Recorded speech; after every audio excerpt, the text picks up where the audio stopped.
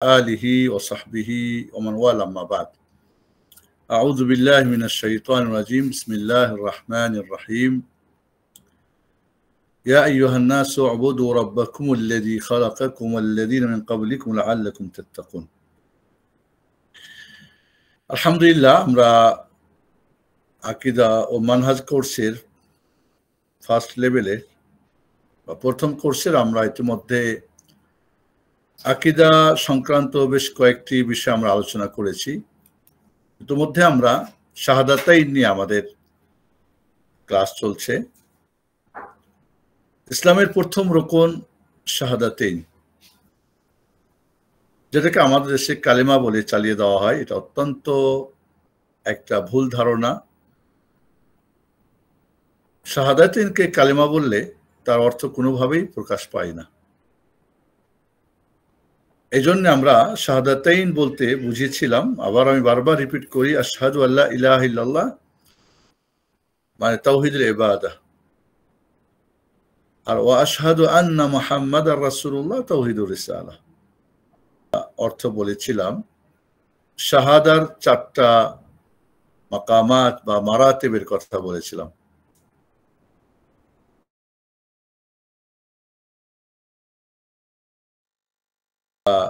নির্ভুল, এটা বাস্তব এবং আল্লাহ ছাড়া কোনো মাবুদ নেই কথাটা যে বলেছি, এই জ্ঞানটা আমার দৃঢ়ভাবে ইলম থাকতে হবে। 2 নম্বর হচ্ছে আলে আইলান বিহাদি শাহাদা, এই সাক্ষ্যটা কি করতে হবে, আমাকে এলান করতে হবে। তালাফফুজ তাকাল্লুম, আমাকে মুখ দিয়ে বলতে হবে, বলতে না পারলে লিখতে হবে, কেউ না থাকলে লিখে রাখতে হবে, বোবা হলে ইশারা করে বোঝাতে হবে। থার্ড ছিল আল ইলতিজামু বিহা, এই শাহাদার যে দাবি এটাকে নিজের উপরে অপরিহার্য করে নেওয়া।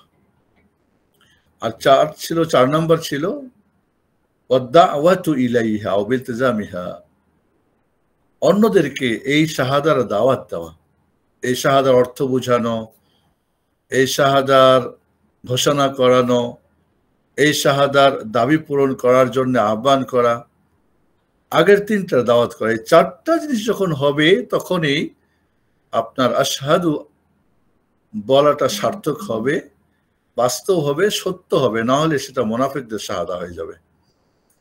আজ আমরা শাহাদা পড়ি, কিন্তু প্রথমটাতেই আমরা নেই, দ্বিতীয়টা তো আরো খবর। দ্বিতীয়টা হয়তো আছে ঘোষণা করার ব্যাপারটা, অর্থ বুঝি না, এর দাবি পূরণ করি না এবং অন্যের কাছে আমরা এটাকে নিয়ে দাওয়াতও করি না, তাহলে এই শাহাদার অর্থ কোনো থাকে না।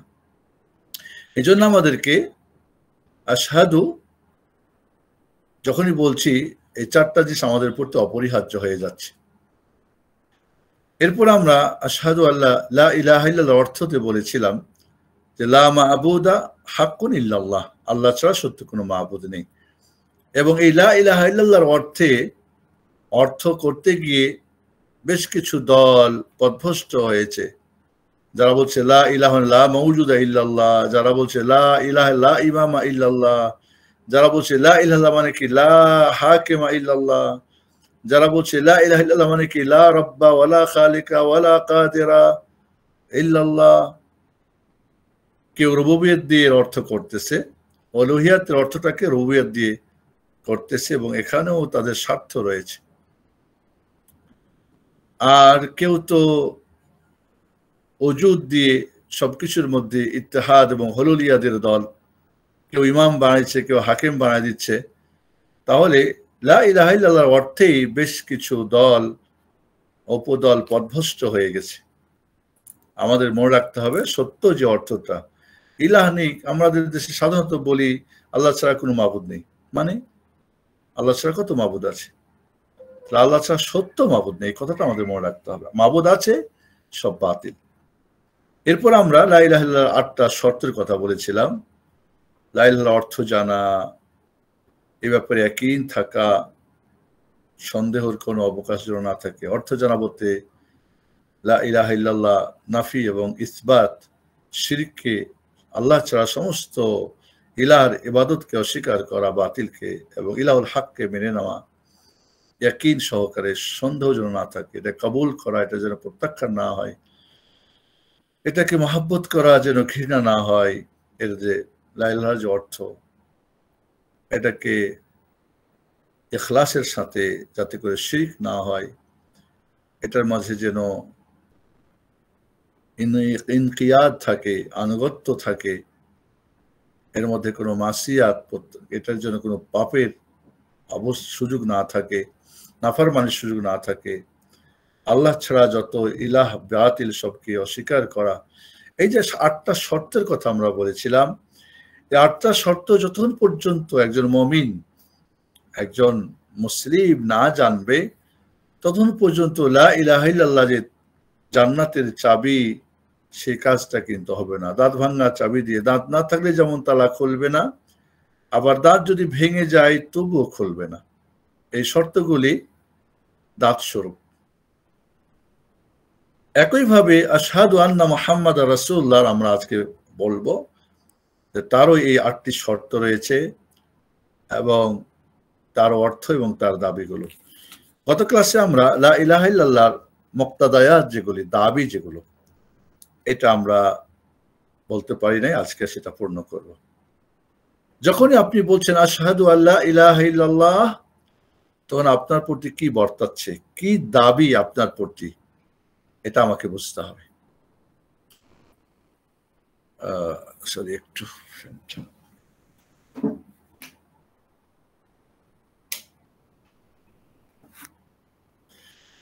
প্রথম দাবি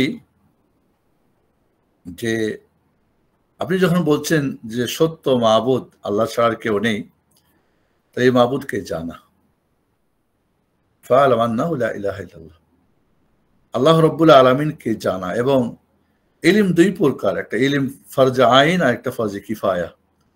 ফরজে আইন যেটা জানতে হয় প্রতিটি মানুষকে, ফরজে কিফায়া একটা গোষ্ঠী যদি জানে তাহলে বাকিরা কি হবে, পাপ থেকে মুক্ত হবে। আল্লাহকে জানা এটা ফরজে আইন। এবং ইলিমের জগতে, জ্ঞানের জগতে সর্বশ্রেষ্ঠ ইলিম হচ্ছে কি, আল্লাহ সম্পর্কে জানা। তাহলে যখন আমি বলছি যে আল্লাহ ছাড়া সত্য কোনো মাবুদ নেই, আল্লাহকে মাবুদ বলে মেনে নিয়েছি, তার পরিচয় আমি জানি না। তার পরিচয় জানি যে আল্লাহ সর্বত্র বিরাজমান, আল্লাহ নিরাকার, উপরে আল্লাহ, নিচে পীর সাহেব, খাজারের তো দরবারে কেউ ফিরে না খালি হাতে। নবী রসুলগণ এবং পীর আউলিয়া, হায়াতুন নবী, হায়াতুল আউলিয়া, অমুক তমুক বিভিন্ন ধরনের বাজে আকীদা আমাদের। তাহলে আল্লাহকে প্রথমত আল্লাহ সম্পর্কে আমাকে জানতে হবে। যে মাবুদকে আমি হক বলে স্বীকৃতি দিলাম, তাকে আমার জানতে হবে। এটা 1 নম্বর দাবি। জানি না আমি, আর এই জন্যই কবরে প্রথম প্রশ্ন হবে মার রব, তোমার রবকে। তো আল্লাহকে জানার ক্ষেত্রে আমাদের বিশেষ করে আমরা যখন আল্লাহকে জানবো, জানার মাঝে আমাদের 4টা জিনিস আমাদের প্রতি, এরপরে যে কাজটা যখন জানবো আমরা, তখন 4টা জিনিস আমার প্রতি কি হয়ে যাবে, ফরজ হয়ে যাবে। 1 নম্বরে যেমন আল্লাহকে জানা ফরজ, 2 নম্বরে যখন আল্লাহকে আমি জানবো, জানার পর আমার 4টা জিনিস আবার ফরজ হবে এখানে জানার মধ্যে। 1 নম্বরে আল্লাহর অস্তিত্বকে জানা, আল্লাহর অস্তিত্বের প্রতি ঈমান আনা, এটা জরুরি। 2 নম্বরে আল্লাহর রুবুবিয়তকে জানা, আল্লাহ রাব্বুল আলামিনের, তিনি যে রব, তার কাজগুলিকে জানা এবং তার কাজে তিনি একক, তার কোনো শরীক নেই। আল্লাহর কাজে আল্লাহ এক। 3 নম্বরে আল্লাহ রাব্বুল আসমা ও সিফাতকে জানা, আল্লাহর যে নাম এবং গুণাবলী আছে এগুলিকে জেনে নেওয়া এবং কোনো তাহরিফ ছাড়া, কোনো তামসিল ছাড়া, কোনো পরিবর্তন ছাড়া, অর্থ বিলুপ্তি করা ছাড়া যেগুলো এসেছে কোরআন সুন্নাহয়, সহিহ হাদিসে সাব্যস্ত করা যেভাবে আছে, কোনো অর্থ হেরফের করা যাবে না, বিলুপ্ত করা যাবে না, কোনো সাদৃশ্য করা যাবে না, কোনো ধরন সাব্যস্ত করা যাবে না। লাইসা কামিসলিহি শাইউন ওয়া হুয়াস সামিউল বাসীর। এরপরে আমি যে ইলাহুল হক জেনে নিয়েছি, যে ফরজটা আমার প্রতি আসবে সেটা হলো একমাত্র তারই ইবাদত করা, আল্লাহর ইবাদত করা। আমি সর্বক্ষণের জন্য, সর্ব অবস্থাতেই বান্দা আমি আল্লাহর, আমি আবদ, আর আল্লাহ হচ্ছে মাবুদুল হক, আর আমার কাজ ইবাদত করা। এক সেকেন্ডের জন্য, এই কথাটা আর আগেও বলেছি আমরা, একটা মুহূর্তের জন্য আপনি আব থেকে আর কিছু হবেন, আব বাপ থাকবেন না, বা অন্য কিছু হয়ে যাবে, নিজেই মাবুদ ছেড়ে যাবেন, বা আপনি অন্য কাউরি আব্দ হয়ে যাবেন, সুযোগ নেই। যেহেতু ইলাহুল হক আব্দ, আল্লাহকে মাবুদ বলে মেনে নিয়েছেন, তাহলে আপনার কর্তব্য হচ্ছে তারই একমাত্র ইবাদত করা। তারই একমাত্র ইবাদত করা আপনার প্রতি ফরজ হয়ে গেল যখন আপনি লা ইলাহা ইল্লাল্লাহ বলেছেন। এক মুহূর্তের জন্য আপনি আল্লাহর বান্দা ছাড়া অন্য কিছু হওয়ার সুযোগ নেই। এরপরে যেটা লা ইলাহা ইল্লাল্লাহ দাবি আসবে, সেটা হলো কি, যে আল্লাহর সাথে কাউকে শরিক না করা। লা ইলাহা প্রথমে আমি শরিককে, ইলাহুল বাতিলকে অস্বীকার করেছি, তাহলে সমস্ত ইলাহুল বাতিলকে অস্বীকার করা, আল্লাহর সঙ্গে কাউকে শরিক না করা, এটাও হলো লা ইলাহা ইল্লাল্লাহর দাবি। এরপরের দাবিটা হচ্ছে যে আপনি ডাকবেন একমাত্র আল্লাহকে। আপনার যত চাওয়া পাওয়া, কারণ এই চাওয়া পাওয়াটা ইবাদত, আপনার সাহায্য চাওয়া, বিপদগ্রস্তের বিপদ মুক্তি চাওয়া, ইস্তেগাসা, আপনার বিপদের সময় কি বলে, বিপদ মুক্তির জন্য কাউকে ডাকা, যেটা ইস্তিআযা, বিপদের সময় কাউকে আশ্রয় নেওয়া, ইস্তিলজা, আপনার ইস্তিলজা, আপনার ইস্তিগাসা, আপনার ইস্তিআনা, সাহায্য প্রাপ্ত করা। ইজা সালতা ফাসআলিল্লাহ ওয়া ইজা ইসতানতা ফাসতাইন বিল্লাহ। রাসূল বলছেন, যখন তুমি চাইবে আল্লাহর কাছে চাও, যখন সাহায্য চাইবে আল্লাহর কাছে চাও। তাহলে আপনার ডাকটা হবে জীবনের যত কিছু চাওয়া, যত কিছু একমাত্র আল্লাহর কাছে চাওয়া। যদি ইবাদতের একটা অংশ, কিন্তু বিশেষ করে মানুষ চাওয়ার ক্ষেত্রে গিয়ে তখন কি হয়ে যায়, শিরকে পতিত হয়ে যায়। তাওয়াক্কুল আল্লাহর উপরে করা সর্ব অবস্থায়। এরপরে যে দাবিটা আল্লাহ রাব্বুল আলামিনের, যখন লা ইলাহা ইল্লাল্লাহ আপনি পড়েছেন, তখন হলো আল্লাহ রাব্বুল আলামিনের ইবাদত যে করবেন, তার বিধিবিধানের বাইরে কোনো ইবাদত করা যাবে না। তার দেওয়া যে ইন্নাদ দীন ইনদাল্লাহিল ইসলাম ওয়া মান ইয়াবতাগি গায়রাল ইসলামি দীনান ফালান ইউকবালা মিনহু ওয়া ফিল আখিরাতি মিনাল খাসিরিন।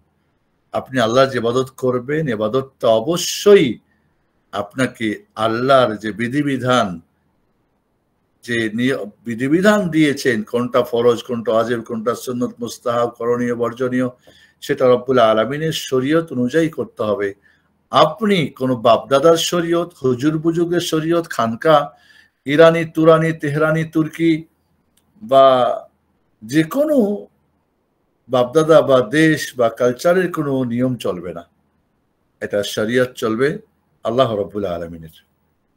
এরপরে যে দাবিটা আশহাদু আল্লা ইলাহা ইল্লাল্লাহ, যে আপনি আল্লাহকে সবচেয়ে বেশি ভালোবাসবেন। ওয়াল্লাযীনা আমানু আশাদ্দু হুব্বান লিল্লাহ। মুমিন আল্লাহকে সবচেয়ে বেশি ভালোবাসে। তার জীবনের সব জান মাল, ধন দৌলত, বিবি বাচ্চা, ছেলে মেয়ে, আত্মীয় স্বজন, এই পৃথিবীর সবার যা আল্লাহর মখলুকাতের মধ্যে যত কিছু আছে, সব কিছুর মধ্যে একবার নিজেকে জিজ্ঞেস করেন তো, যে আল্লাহর ভালোবাসা আমার হার্টে কতটুকু আছে? 100-র মধ্যে কতটুকু ভালোবাসা আছে আল্লাহর মধ্যে, নাকি অন্য অন্য ভালোবাসা দিয়ে ভরা? কাজে আপনি বলছেন আশহাদু আল্লা ইলাহা ইল্লাল্লাহ, কিন্তু আল্লাহর ভালোবাসা নাই, বা থাকলেও খুবই অল্প স্বল্প। না, লা ইউমিনু আহাদুকুম হাত্তা আকুনা, রাসূল সাল্লাল্লাহু আলাইহি ওয়াসাল্লাম বলছেন যে হাদিসটা, মান কানা ফিহি সালাসুন ওয়াজada বিহিন্না হালাওয়াতুল ঈমান আন ইয়াকুনা আল্লাহু ওয়া রাসূলুহু আহাব্বা ইলাইহি মিম্মা সিওয়াহুমা। আল্লাহ এবং রাসূল তার কাছে সবার ঊর্ধ্বে ভালোবাসা হবে। তাহলে আপনি বলছেন আশহাদু আল্লা ইলাহা ইল্লাল্লাহ, আজানে, ইকামাতে, ওযুতে, সালাতে, কিন্তু আল্লাহর ভালোবাসা সবার ঊর্ধ্বে নেই। তাহলে আশহাদু আল্লা ইলাহা ইল্লাল্লাহ বলার মধ্যে মুনাফিকি থেকে যাচ্ছে, বাস্তবে সাথে মিলছে না। যখনই আপনি বলছেন আশহাদু আল্লা ইলাহা ইল্লাল্লাহ, তখনই আল্লাহ রাব্বুল আলামিনের বিধিবিধান বাস্তবায়ন করা। ইনিল হুকমু ইল্লা লিল্লাহ, আল্লাহর হুকুম আল্লাহর যে ফায়সালা, এই ফায়সালা যে আপনার ব্যক্তি, পরিবার, সমাজ, রাষ্ট্র সবকিছুর, আজ আপনি আল্লাহর দেওয়া কি বলে হুকুম আহকামকে ছেড়ে দিয়ে মানব রচিত হুকুম আহকাম বা রাজনীতি, বা এখন যেটা আমরা শুনতেছি যে আব্রাহাম লিঙ্কনের একেবারে খালেস কুফুরিবাদে গণতন্ত্রে ইসলাম বা দিন কায়েমের স্বপ্ন দেখছি বা দেখাচ্ছি, নাউজুবিল্লাহ, কিভাবে সম্ভব? আবার তারাও কিন্তু আয়াত পড়ছে মাল্লাম ইয়াহকুম বিমা আনজালাল্লাহ ফাউলাইকা হুমুল কাফিরুন। তাহলে যেখানে বাস্তবতাতে ইসলামের হুকুম বাস্তবায়ন করার কোনো সুযোগ নেই, কোনো সুযোগ নেই। যদি পার্লামেন্টে আল্লাহর দিন কায়েমের প্রথম ফয়সালা তো হবে যত শিরকের আখড়া আছে সব ভেঙে দিতে হবে, যত মাজার ভেঙে দিতে হবে, যত শিরিক আছে ছোট বড় সব ক্লোজ করতে হবে। এই বিল পাস করার সাথে সাথে তো পার্লামেন্ট ভাঙ্গা মিছিল কইরা লং মার্চ করে সব বঙ্গোপসাগরে ডুবাই দিয়ে আসবে। তারপরে তাওহীদি জনতা লং মার্চ হবে, ওরাও কিন্তু তাওহীদি জনতার লং মার্চ হবে। তাহলে আপনি যখন বলছেন যে আল্লাহর বিধিবিধানকে বাস্তবায়ন করার ক্ষেত্রে আপনি যখন লা ইলাহা ইল্লাল্লাহ বলছেন, তখন অন্য কাউরি আর কোনো বিধিবিধান চলবে না। সেখানে আপনাকে অবশ্যই আল্লাহরই ফয়সালা দিয়ে ফয়সালা করতে হবে। আমি যখন বলছি আশহাদু আল্লা ইলাহা ইল্লাল্লাহ, তখন আমাকে ইসলামের 5টা রোকন মেনে নেওয়া বাধ্য। আমি যখন বলছি আশহাদু আল্লা ইলাহা ইল্লাল্লাহ, তখন ঈমানের 6টা রোকনকে আমাকে মেনে নেওয়া আমার প্রতি জরুরি হয়ে যাচ্ছে, তার দাবি। আমি যখন বলছি লা ইলাহা ইল্লাল্লাহ, তখন আল্লাহ যা হালাল করছেন তা হালাল জানা, যা হারাম করছেন তা হারাম জানা, হারাম বর্জনীয়, হালাল করণীয়। তাহলে আমি যখনই বলছি আশহাদু আল্লা ইলাহা ইল্লাল্লাহ, তখনই আমার প্রতি দায়িত্ব আসতেছে যে লা ইলাহা ইল্লাল্লাহর যে ক্যারেক্টার, চরিত্র, আজ আমরা কিন্তু অ্যাভয়েড করি কোনটাকে, মানে ক্যারেক্টারকে, চরিত্রকে। সব ঠিক আছে, কিন্তু চরিত্রতে গিয়ে দেখা যায় বাঙালি বা যার যার দেশের বা নিয়মে সে বেলে খান, এই জন্য আগে সে বেলে অমুক, বলে সে তমুক, তার পরিবার অমুক থেকে অমুক না। আপনার ক্যারেক্টার হবে কোরআনের ক্যারেক্টার, কানা খুলকু আল কোরআন। তাহলে যে লা ইলাহা ইল্লাল্লাহর মানে একমাত্র আল্লাহর ইবাদত করে, সেই ব্যক্তির ক্যারেক্টার কেমন হবে? যেহেতু সে নফসের ইবাদত করে না, টাকা পয়সার করে না, ধন দৌলত বিবচ্চার করে না, একমাত্র আল্লাহ ইবাদত করে, তাহলে সে তো আল্লাহর যে দেওয়া চরিত্র, আখলাক, সেটা বিশেষ করে আল্লাহর সাথে উত্তম চরিত্রের অধিকারী, চরিত্রবান হওয়া। আল্লাহর সাথে চরিত্রবান হওয়া মানে কি? আল্লাহর ফায়সালা, আল্লাহর আদেশ পালন করা, নিষেধ ত্যাগ করা, বা আল্লাহর কোনো ফায়সালা যখন হয়ে যায় তখন সেটার উপরে নিজেকে শপথ করা। আজ আমরা লা ইলাহা ইল্লাল্লাহর যে কোরআন সুন্নাহর যে আখলাক, যে ক্যারেক্টার, চরিত্র নাই, কিন্তু আমরা পড়ছি লা ইলাহা ইল্লাল্লাহ। আমি যখনই লা ইলাহা ইল্লাল্লাহ পড়তেছি, তখন আমার প্রতি যত ফরজ, যত অজীব সবকিছু আমার উপর আবশ্যকীয় হয়ে যাচ্ছে। আমি লা ইলাহা ইল্লাল্লাহ পড়ছি, আমি কোরআনই পড়তে পারি না। আমি আশহাদু আল্লা ইলাহা ইল্লাল্লাহ বলছি, আমি কোরআনের হাফেজ, কোরআন বুঝি না। আমি আশহাদু আল্লা ইলাহা ইল্লাল্লাহ বলছি, কিন্তু আমি অর্থ জানলেও ভুল অর্থ জানি, জানলেও আমি আমার মতলবের অর্থ জানি, তাহলে তো হলো না। তাহলে প্রিয় ভাই বন্ধুরা, আসলে আশহাদু আল্লা ইলাহা ইল্লাল্লাহ এটা বলার সাথে সাথে আপনি যদি কি হয়ে গেলেন, আপনি পায়ের মধ্যে বেড়ি পড়ে গেল, আপনি আর স্বাধীন থাকতে পারবেন না।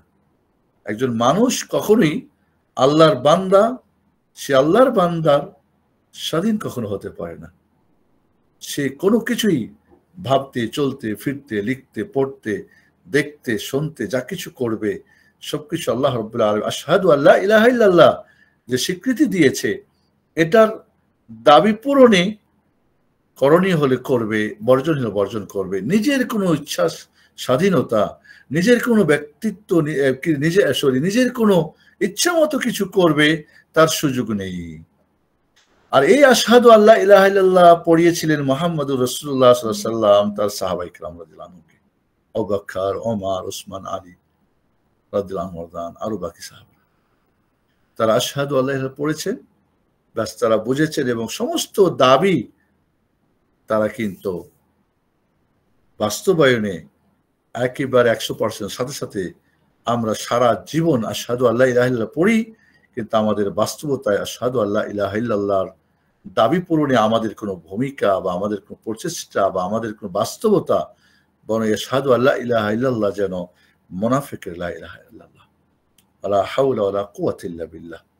এজন্যে আমরা যে দাবিগুলির কথা বলেছি, এই দাবিগুলো যখন আমি পূরণ করতে পারবো, তখনই আশহাদু আল্লা ইলাহা ইল্লাল্লাহ পড়লে যে জান্নাত আছে, লা ইলাহা ইল্লাল্লাহ পড়লে জান্নাত আছে, লা ইলাহা ইল্লাল্লাহ পড়লে যে তার জন্য জান্নাত হারাম আছে, ইত্যাদি ইত্যাদি যত ফজিলত, জান্নাতের যত ফজিলত আমরা পড়েছি শুনেছি, তখনই হবে যখন তার শর্ত 8টা পূরণ হবে, যখন তার এই 10টা দাবি পূরণ হবে, তখনই আপনি আশহাদু আল্লা ইলাহা ইল্লাল্লাহর বাস্তবতা যখন বাস্তবায়ন করবেন, আপনি দুনিয়া আখিরাতে এর যে ফজিলত, এর যে বোনাস, এর যে গুরুত্ব, তাৎপর্য, এর যে মহত্ব, এর যে বাস্তবতা আপনি দেখতে পাবেন ব্যক্তি জীবনে, পারিবারিক জীবনে, আপনার সামাজিক জীবনে, রাষ্ট্রীয় জীবনে, অর্থনীতিতে, শিক্ষানীতিতে, আপনার রাজনীতিতে, আপনার সমরনীতিতে, আপনার সবকিছুর মধ্যে। কিন্তু আজ আশহাদু আল্লা ইলাহা ইল্লাল্লাহ আজানে আমরা শুনি, আমরা উত্তর দিই, একামতে শুনি, উত্তর দিই, আমরা উজুর দোয়ারতে পড়ি, আমরা আত্মাহিত পড়ি, আমরা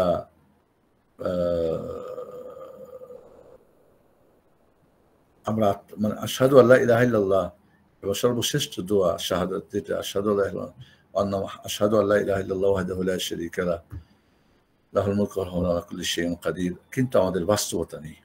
এই জন্য বন্ধুরা, আমাদের দাওয়াতের ক্ষেত্রে এই যে আকীদার ব্যাপারটা, এই কি বলে তাওহীদুল ইবাদার ব্যাপারটাকে আমাদের গুরুত্ব দিতে হবে।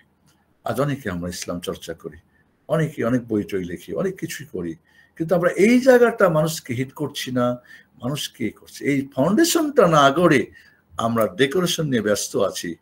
আমরা আজকে রাজ কায়েম করে ফেলবো, আমরা পৃথিবী দখল করে ফেলবো, আমরা অমুক করব, তমুক করব, বহুত কিছু বড় বড় স্লোগান দিচ্ছি, কিন্তু মূল জায়গা, কারণ এই আশহাদু আল্লা ইলাহা ইল্লাল্লাহ মানুষের অন্তরের মধ্যে অন্তর্কুহরে ঢুকানোর জন্যে, এর অর্থ, এর শর্ত, এর দাবি পূরণের মতো লা ইলাহা ইল্লাল্লাহ বা শাহাদা পড়ানোর যেমন আলেম ওলামার অভাব, তেমনি সাধারণ পাবলিকের অভাব।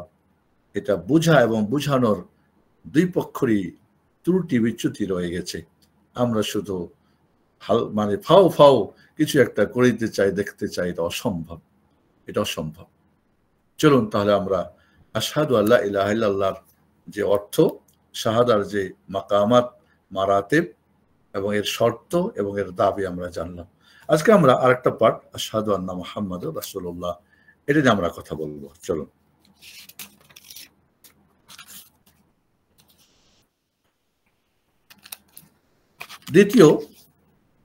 প্রথম ইসলামের রুকুনের দ্বিতীয় পাঠ হচ্ছে শাহাদাতাইনের, শাহাদাতাইন বা শাহাদাতান দুটো হতে পারে। এটা শাহাদা এক বচন, এর বহু বচন কি দ্বিবচন, শাহাদাতাইন বা শাহাদাতান। জি, আরবি ব্যাকরণে দুইভাবে হতে পারে। শাহাদাতাইনের দ্বিতীয় পাঠ হচ্ছে কি, শাহাদাতাইন মানে দুইটা সাক্ষ্য। তাহলে একটি সাক্ষ্য আশহাদু আল্লা ইলাহা ইল্লাল্লাহ, এটা আমরা খুবই সংক্ষিপ্তভাবে, কারণ এর প্রত্যেকটার দলিল দিয়ে আড়ি করতে গেলে আমাদের লম্বা। আমি চাই আমরা শর্টে শিখি, মুখস্থ করি, বাস্তবতায় আমরা চেষ্টা করি। তফসিল জানতে চান, এই বিষয়ে অনেক বই পুস্তক লেখা আছে বা অনেক আলোচনা আছে, সেগুলো হয়তো আপনারা দেখতে পারেন। চলুন, আশহাদু আন্না মুহাম্মাদার রাসূলুল্লাহ। আশহাদু আল্লা ইলাহা ইল্লাল্লাহ, এখানে কিন্তু আন্না ছিল না, আন্না মানে নিশ্চয়।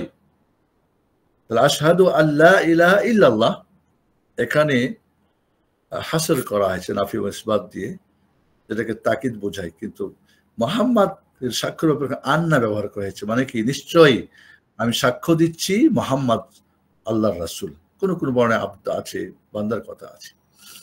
যখন আপনি বলছেন আশহাদু আন্না মুহাম্মাদার রাসূলুল্লাহ, তখন আপনাকে মনে রাখতে হবে এর অর্থটা কি। এর অর্থটা হচ্ছে যে আপনি সাক্ষ্য দিচ্ছেন, এবং সাক্ষ্যের ব্যাপারে একবার বলে রাখি, আবারও বলি যে সাক্ষ্য দেওয়ার ব্যাপারে বহুবচন ব্যবহার করা যাবে না, থার্ড পার্সন ব্যবহার করা যাবে না, ফার্স্ট পার্সন কি বলে সেকেন্ড পার্সন ব্যবহার করা যাবে না, নিজেরটা নিজেই ফার্স্ট পার্সন সিঙ্গুলার হতে হবে। আশহাদু, না সাধু বলা যাবে না, বা আপনি যেটা বলবেন এ সাধুন বা তা সাধুন, আপনি নিজেকে গাইব করে বা সেকেন্ড পার্সন করে না, ফার্স্ট পার্সন করে বলতে হবে, কারণ এটা আপনারই ব্যাপার, আপনারটা আর কেউ দিতে পারে না। আশহাদু উকিরু আশহাদু বিলিসানি উসাদ্দিকু তাসদীকা জাযিম মিন সামিমি কলবি বিআন্না মুহাম্মাদান রাসূলুল্লাহ সাল্লাল্লাহু আলাইহি ওয়াসাল্লাম।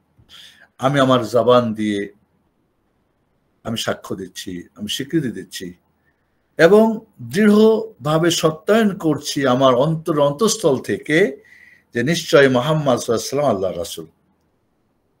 আরসালাহুল্লাহু ইলান নাসি কাফা, আল্লাহ রাব্বুল আলামিন সমস্ত মানব জাতির কাছে তাকে পাঠিয়েছিলেন বাশীরা ওয়া নাযীরা, সুসংবাদদাতা হিসাবে এবং ভয়প্রদর্শক হিসাবে। ওয়া আন্নাহু খাতামুল আম্বিয়া, এবং সর্বশেষ তিনি নবী। লাইসা বা'দাহু নবী, তারপরে কোনো নবী নেই। তাহলে আমাদেরকে, আমি সাক্ষ্য দিচ্ছি যে আল্লাহ ছাড়া সত্য কোনো, আমি সাক্ষ্য দিচ্ছি যে মুহাম্মদ সাল্লাল্লাহু আলাইহি ওয়াসাল্লাম আল্লাহর রাসূল।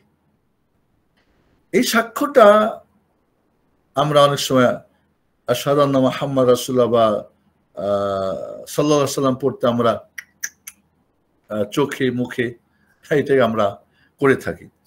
এটা যদি আপনার, নিঃসন্দেহে এটা বিদআত, আর যদি ভিতরে না থাকে শুধু বাইরেই হয়, তাহলে এটা অবশ্য মুনাফিকি। মুনাফিককে নিফাক হলো মা খালাফা যাহিরুহু বাতিনা, যার প্রকাশ্যটা গোপনে ভিতরের বিপরীত, বা মা খালাফা যাহিরুহু বাতিনা, বা যার ভিতরটা বাইরের বিপরীত অথবা বাইরটা ভিতরের বিপরীত, এটাকে বলা হয় নিফাক, আর এটাই হলো মুনাফিকের কাজ। তাহলে আপনি যখন বলছেন আশহাদু আন্না মুহাম্মাদার রাসূলুল্লাহ, এটা আপনি মুখ দিয়ে যেমন বলছেন, আপনি অন্তর থেকেও, অন্তরস্থল থেকে আপনি এটাকে দৃঢ়ভাবে সত্যায়ন করছেন, এবং তিনি সমস্ত জাতির জন্য রাসূল, বাশীর এবং নাদির এবং খাতামুল আম্বিয়া, এবং তারপর কোন রাসূল নেই। এই যে কথাগুলি আপনি সাক্ষ্যর মাধ্যমে কিন্তু বলে দিচ্ছেন। তাহলে আমরা শুধু সাক্ষ্য দিই আশহাদু আন্না মুহাম্মাদার রাসূলুল্লাহ, কিন্তু এই সাক্ষ্যর অর্থ আমরা বুঝি না। যদি বুঝতাম তাহলে আমরা রাসূল সাল্লাল্লাহু আলাইহি ওয়াসাল্লামকে শুধু টুপির মাঝে বা পাগড়ির মাঝে, সাদা কালো বা সবুজ, কালো টুপি পরে শিয়ারা, রাসূলের আহলে বাইতের মহব্বত, ওই যে হোসেন রাদিয়াল্লাহু আনহুর শোক কালো, আবার এক শ্রেণী পরে কি সবুজ, যারা মাদানী গ্রুপ, বেদাতি গ্রুপ, তারা কেউ কালো টুপি, কেউ পাঁচকলি টুপি, কেউ বিভিন্ন ভাবে বিভিন্ন একটা করে হয়তো ড্রেস বানায় নিয়েছে। এখন আমরা বিভিন্নভাবেই আমরা চাদরের মধ্যে, কি বলে মাফলারের মধ্যে, আমরা সিরাতুন নবীর মাহফিল দিয়ে বা ঈদে মিলাদুল নবীর মাহফিল দিয়ে বিভিন্নভাবেই সাক্ষ্যকে প্রমাণ করতে চাই। আসলে এই প্রমাণটা কিভাবে সেটা আমরা জানবো। তাহলে আশহাদু আন্না মুহাম্মাদার রাসূলুল্লাহ, তাকিদ দিয়ে বলছি যে আল্লাহ, মুহাম্মদ হচ্ছেন আল্লাহর রাসূল। এখানে তার শর্তগুলো মনে রাখতে হবে। যেইভাবে 8টা শর্ত ছিল লা ইলাহা ইল্লাল্লাহ, হুবহু 8টা শর্ত হলো কি আশহাদু আন্না মুহাম্মাদার রাসূলুল্লাহ। আমরা অনেক সময় আলোচনাতে বা বলার সময়, লেখার সময় 8টা শর্তকে আমরা আশহাদু আন্না মুহাম্মাদার রাসূলুল্লাহর সঙ্গে আমরা অনেক সময় আমরা সেট করি না বা বোঝার চেষ্টা করি না।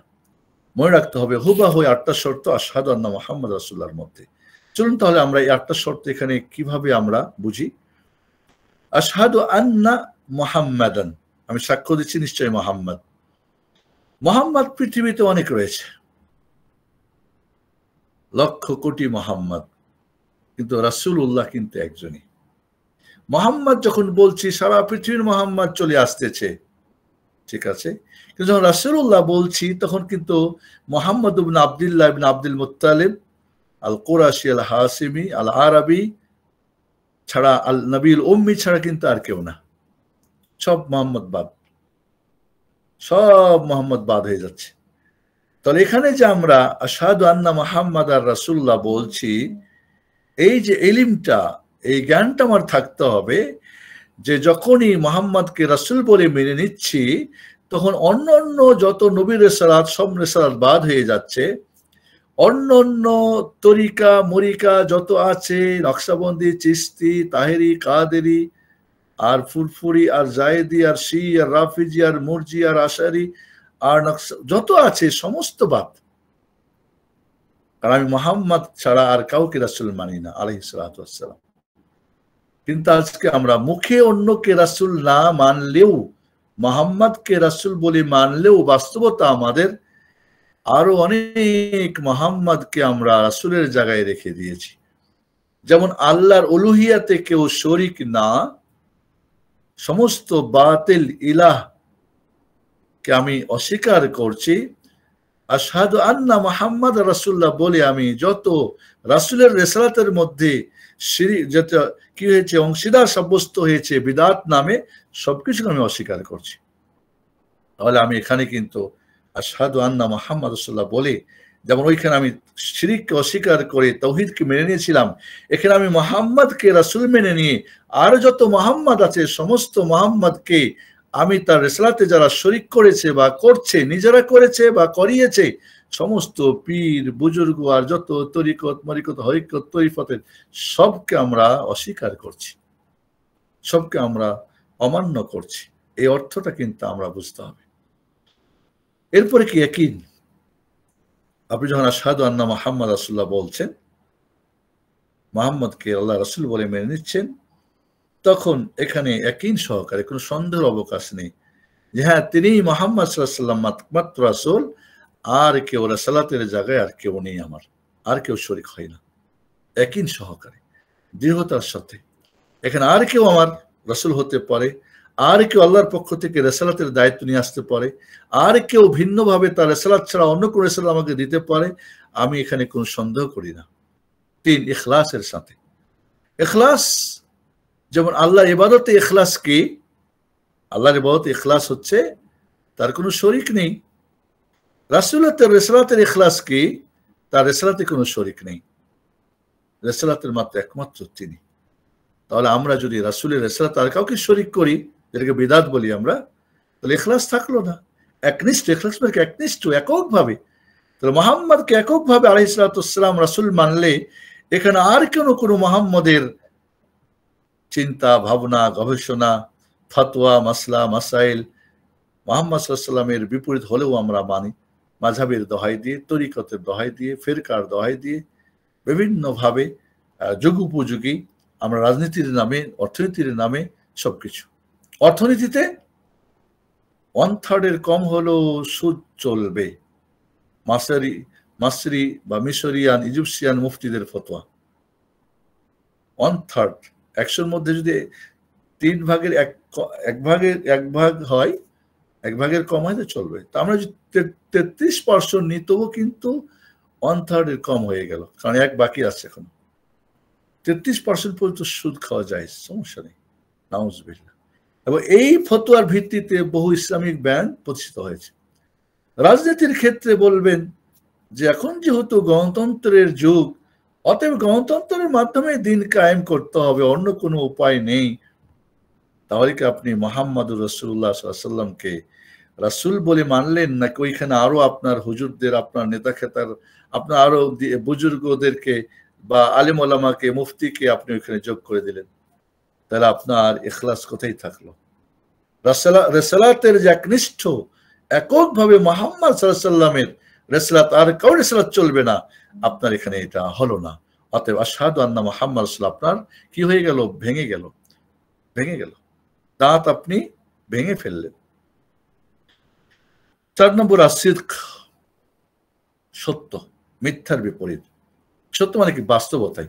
আপনি বলছেন আশহাদু আন্না মুহাম্মাদার রাসূলুল্লাহ, আর যখন আপনাকে রাসূলের আদর্শের কথা বলা হচ্ছে, রাসূলের হাদিস দেওয়া হচ্ছে বুখারী মুসলিমের, সহিহ হাদিস দেওয়া হচ্ছে আবু দাউদ নাসাই তিরমিজি ইবনে মাজাহ, বলছেন আমার তরিকাতে নাই, আমার পীরের কিবলাতে নাই, আমার দেশে চলে না, আমার মসজিদে চলে না, আমার মুফতি ফতোয়া দেয় নাই, তাহলে কি আপনি সত্যি আশহাদু আন্না মুহাম্মাদ রাসূলুল্লাহর মধ্যে আপনি সত্যায়নকারী? সত্য মানে কি? যেটা বাস্তবের সাথে মিল, আপনি যা বলেছেন বাস্তবতা আপনার মিল আছে। আশহাদু আন্না মুহাম্মাদ রাসূলুল্লাহ, তাহলে তাকেই মানি, আর কাউকে মানি না। কিন্তু দেখা যাচ্ছে আপনি আরো কাউকে, বাস্তবতায় গিয়ে মোহাম্মদ রাসূলুল্লাহকে আপনি মানছেন না, বাস্তবায়নে সত্যায়ন করছেন না, সততার সাথে না, বরং মিথ্যার অবকাশ রয়ে যাচ্ছে, হাজারো মিথ্যার অবকাশ। এমনকি হাদিসের, সহিহ হাদিসকে প্রত্যাখ্যান করতে কোনো কণ্ঠাবোধ করছে না। আপনি শর্ত লাগাই দিচ্ছেন যে হাদিস মানবো, তবে আমার কেবলা হুজুরের ভায়া হয়ে আসলে, আমার কেবলা হুজুর বললে, আমার মাযহাবের ভায়া হলে, আমার দলের ভায়া হলে, এই যে শর্ত জুড়ে দিচ্ছেন, তাহলে আশহাদু আন্না মুহাম্মাদান রাসূলুল্লাহ আপনি আসলে সত্যতার সাথে আপনি বলেন নাই, মিথ্যুক। 5 নম্বরে মহাব্বত। আপনি আশহাদু আন্না মুহাম্মাদ রাসূলুল্লাহ বলেছেন, আসল কি আপনি রাসূলকে ভালোবাসছেন? কুল ইন কুনতুম তুহিব্বুনাল্লাহ ফাত্তাবিউনি ইউহিব্বুকুমুল্লাহ ইয়াগফির লাকুম যুনুবাকুম আল্লাহু গফুরুর রাহিম। রাসূলকে ভালোবাসার এই আশহাদু আন্না মুহাম্মাদ রাসূলুল্লাহ বলে যে আপনি রাসূলকে সবার ঊর্ধ্বে, আপনার জান, মাল, বিবি, বাচ্চা, টাকা পয়সা, ধন দৌলত, এই আত্মীয় স্বজন, সবার ঊর্ধ্বে আপনি যে ভালোবাসবেন, এই ভালোবাসাটা কোথায়? লা ইউমিনু আহাদুকুম হাত্তা আকুনা আহাব্বা ইলাইহি ওয়া মিন ওয়ালিদিহি ওয়া ওয়ালাদিহি ওয়ান নাস আজমাইন ওয়া ফি রিওয়ায়া মিন মালিহি ওয়া নাফসিহি। তাহলে জান, মাল, ধন দৌলত, বিবি, বাচ্চা, ছেলে মেয়ে, বাবা মা, সবার উপরে রাসূলকে ভালোবাসতে হবে। এই ভালোবাসা কি আসলে আছে, নাকি ভালোবাসা শুধু জটা করে ঘটা করে রবিউল আউয়াল মাস আসলে সিরাতুন নবী অনুষ্ঠান করে, ঈদে মিলাদুন নবী অনুষ্ঠান করে, এরপরে আর কোনো খবর নেই? আপনি জটা করে ঘটা করে বাস, এরপরে আর কোনো খবর নেই। রাসূলের সুন্নতের একচ্ছত্র অনুসরণের মাধ্যমে রাসূলকে ভালোবাসা, এবং রাসূলকে যারা রাসূলের আদর্শে যারা রাসূলের আদর্শ মানে বা রাসূলের সুন্নত মানে, এদেরকে আপনি ভালোবাসা। আপনি সুন্নি নাম দিয়ে যারা সুন্নতের একচ্ছত্র অনুসরণ করে তাকে আপনি ঘৃণা করেন, তাদের মসজিদ জ্বালায় দিচ্ছেন, তাদের মসজিদ ভেঙে দিচ্ছেন, তাদের ব্যাপারে আপনি কুৎসা রটাচ্ছেন, তাদের কি বলে ব্যাপারে আপনি বিদ্বেষ পোষণ করছেন, আর আপনি বলছেন আশহাদু আন্না মুহাম্মাদার রাসূলুল্লাহ। বাস্তবে এটা পুরাটা মুনাফিকের শাহাদা হবে, মুমিনের শাহাদা হবে না। 6 নম্বরে কবুল করা। জি, আশহাদু আন্না মুহাম্মাদ রাসূলুল্লাহ যে দাবিগুলো পূরণ করা, প্রত্যাখ্যান না করা। আশহাদু আন্না মুহাম্মাদ রাসূলুল্লাহ মানে তার মাধ্যমে আমরা যা পেয়েছি একে কবুল করে নেওয়া। ওমা আতাকুমুর রাসূলু ফাখুযুহু ওমা নাহাকুম আনহু ফান্তাহু। কিন্তু আমি কবুল করতে পারছি না, আমি কবুল করছি হুজুরের, কবুল করছি সংগঠনের, কবুল করছি দেশাচারের, বাপদাদার, বাট রাসূলকে আমি কবুল, রাসূলের যে আদর্শ, রাসূলের যে দেওয়া নিয়ম নীতিকে আমি কবুল করতে পারছি না, আমি প্রত্যাখ্যান করছি। এরপরে বলবেন আশহাদু আন্না মুহাম্মাদার রাসূলুল্লাহ। আপনার দাঁত ভাঙ্গা, এই ভাঙ্গা চাবি দিয়ে কাজ হবে না। 7 নম্বর আল ইনকিয়াদ, অনুগত হওয়া। আল্লাহ রাসূল সাল্লাল্লাহু আলাইহি ওয়াসাল্লামের যখন কোনো আদেশ আসছে, ফালা রাব্বিকা লা ইউমিনুনা হাত্তা ইউহাক্কিমুকা ফীমা শাজারা বাইনাহুম থুম্মা লা ইয়াজিদু ফী আনফুসিহিম হারাজান মিম্মা কাযাইতা ওয়া ইউসাল্লিমু তাসলিমা মান ইউতি'র রাসূলা ফাকাদ আতা আল্লাহ। রাসূলের যে আনুগত্য করা, ইনকিয়াদ মানে তার অনুগত হওয়া, তার দেওয়াকে, তার দেওয়া আদর্শকে কখনোই প্রত্যাখ্যান করতে পারবেন না, কোনো অজুহাত নিয়ে আসতে পারবেন না। সেদিনকে দেখলাম একটা মসজিদে ওস্তাদজি বললেন যে সুন্নতি তরিকায় বিয়ে। তার সুন্নতি বিয়ে তরিকায় আমি দেখলাম যে কমপক্ষে রাসূলের সুন্নতের 6-7টা তো বিপরীত কাজ দেখলাম, কিন্তু উনি এটাকে সুন্নতি বললেন এবং জনগণও মনে করলো এটা সুন্নতি বিয়ে। লা হাওলা ওয়ালা কুওয়াতা ইল্লা বিল্লাহ।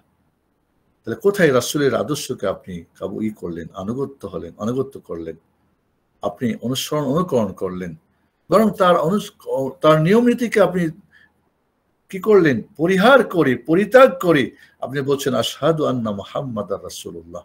আপনার চোখে আর মুখে চুমু খাওয়ার কোনো অর্থ হয় না। এটা মুনাফিকি চুমু খাওয়া। আর ৮ নম্বরে মুহাম্মাদুর আল কুফর, অস্বীকার করা। রাসূল সাল্লাল্লাহু আলাইহি সাল্লামের যে সুন্নত, এই সুন্নতের বিপরীত যত সুন্নত তৈরি হয়েছে বিভিন্ন দলের নামে, এই সব কিছুকে অস্বীকার করা। রাসূলের রিসালাতকে মেনে নেওয়ার সাথে আর যত রিসালাতের জায়গাতে অন্যান্য সব রাসূলের জায়গাতে পীর বুজুর্গ, মুফতি, আলেম ওলামা, শেখ মাশেখ, সংগঠনের বড় নেতা, বড় খেতা, সবকিছু তো ওখানে অংশ মানে দখল করে নিয়েছে জায়গা। আংশিক হোক, পূর্ণ হোক, কম হোক আর বেশি হোক, এদেরকে অস্বীকার করা। যদি আপনি একে অস্বীকার না করতে পারেন, তাহলে আপনার আশহাদু আন্না মুহাম্মাদার রাসূলুল্লাহ পড়ার কোনো অর্থ হবে না। তাহলে আলহামদুলিল্লাহ আমরা সংক্ষিপ্ত হলে জানতে পারলাম যে আশহাদু আল্লা ইলাহা ইল্লাল্লাহ যে শর্ত ৮টি ছিল, ঠিক এই ৮টি শর্ত আশহাদু আন্না মুহাম্মাদার রাসূলুল্লাহর মধ্যেও আমরা আনতে হবে। তবে এই শর্তগুলি হচ্ছে কি, আপনার জান্নাত যাওয়ার যে আমাদের তাওহীদ এবং সুন্নাহ হলেই আপনি জান্নাতে যাবেন। যেখানে আশহাদু আল্লা ইলাহা ইল্লাল্লাহ বলবেন, অটোমেটিক্যালি আশহাদু আন্না মুহাম্মাদুর রাসূলুল্লাহ আসতেই হবে। কোন হাদিসে দেখবেন মান শাহিদা আল্লা ইলাহা ইল্লাল্লাহ ওয়া আন্না মুহাম্মাদুর রাসূলুল্লাহ কিন্তু নেই। দেখবেন ইসলামের ২টা রুকু, ১ নম্বর রুকুনটা ২টা পার্ট, শাহাদাতাইন দিয়ে ১ নম্বর রুকুন। কোন জায়গায় দেখবেন যে শুধু আশহাদু আল্লা ইলাহা ইল্লাল্লাহর কথা আছে, মুহাম্মাদুর রাসূলুল্লাহর কথা আসে নাই। কিন্তু মনে রাখতে হবে আশহাদু আল্লাহ বললেই আপনি আশহাদু আন্না মুহাম্মাদুর মানতে বাধ্য। আশহাদু আন্না মুহাম্মাদুর বলতেই আপনি বাধ্য যেই মুরসিল আল্লাহ রাব্বুল আলামিন যিনি পাঠিয়েছেন তাকে মানতে। যেমন আমরা বলেছিলাম যে তাওহীদের ৩ প্রকার তাওহীদের কথা বলেছিলাম, যে তাওহীদুর রুবুবিয়্যা, তাওহীদুল উলুহিয়্যা কি করে দেয়? লাজিম করে দেয়। এবং তাওহীদুল ইবাদার মধ্যেই, উলুহিয়ার মধ্যে কি তাওহীদুর রুবুবিয়্যা এর মধ্যেই রয়ে গেছে, এবং আসমা সিফাত দুটাকে শামিল করে। তো এই যে মনে রাখতে হবে যে শাহাদাতাইন যেটা আকীদা এবং মানহাজ, আশহাদু আল্লাহ আকীদা এবং আশহাদু আন্না রাসূলুল্লাহ মানহাজ। আকীদা যদি ঠিক থাকে মানহাজ ঠিক থাকবে, মানহাজ ঠিক থাকে আকীদা ঠিক থাকবে। যারা বলছে যে আমাদের আকীদা হচ্ছে সালাফি আর মানহাজ হচ্ছে আপনার ইখওয়ানি বা তাবলীগি বা অমুক বা তমুক, বুঝতে হবে বাতিল। দুটাই সালাফি হতে হবে, আকীদাও সালাফি হতে হবে, মানহাজ সালাফি হতে হবে। কাজে একটা বলবেন একটা আরেকটা না, একটা বাতিল হলে দুইটাই বাতিল, একটা ঠিক হলে আরেকটা ঠিক হইতে হবে। তাহলে কোনোভাবেই দুইটাকে মানে অবিচ্ছিন্নভাবে বোঝা মানে ভাবার কোনো সুযোগ নেই।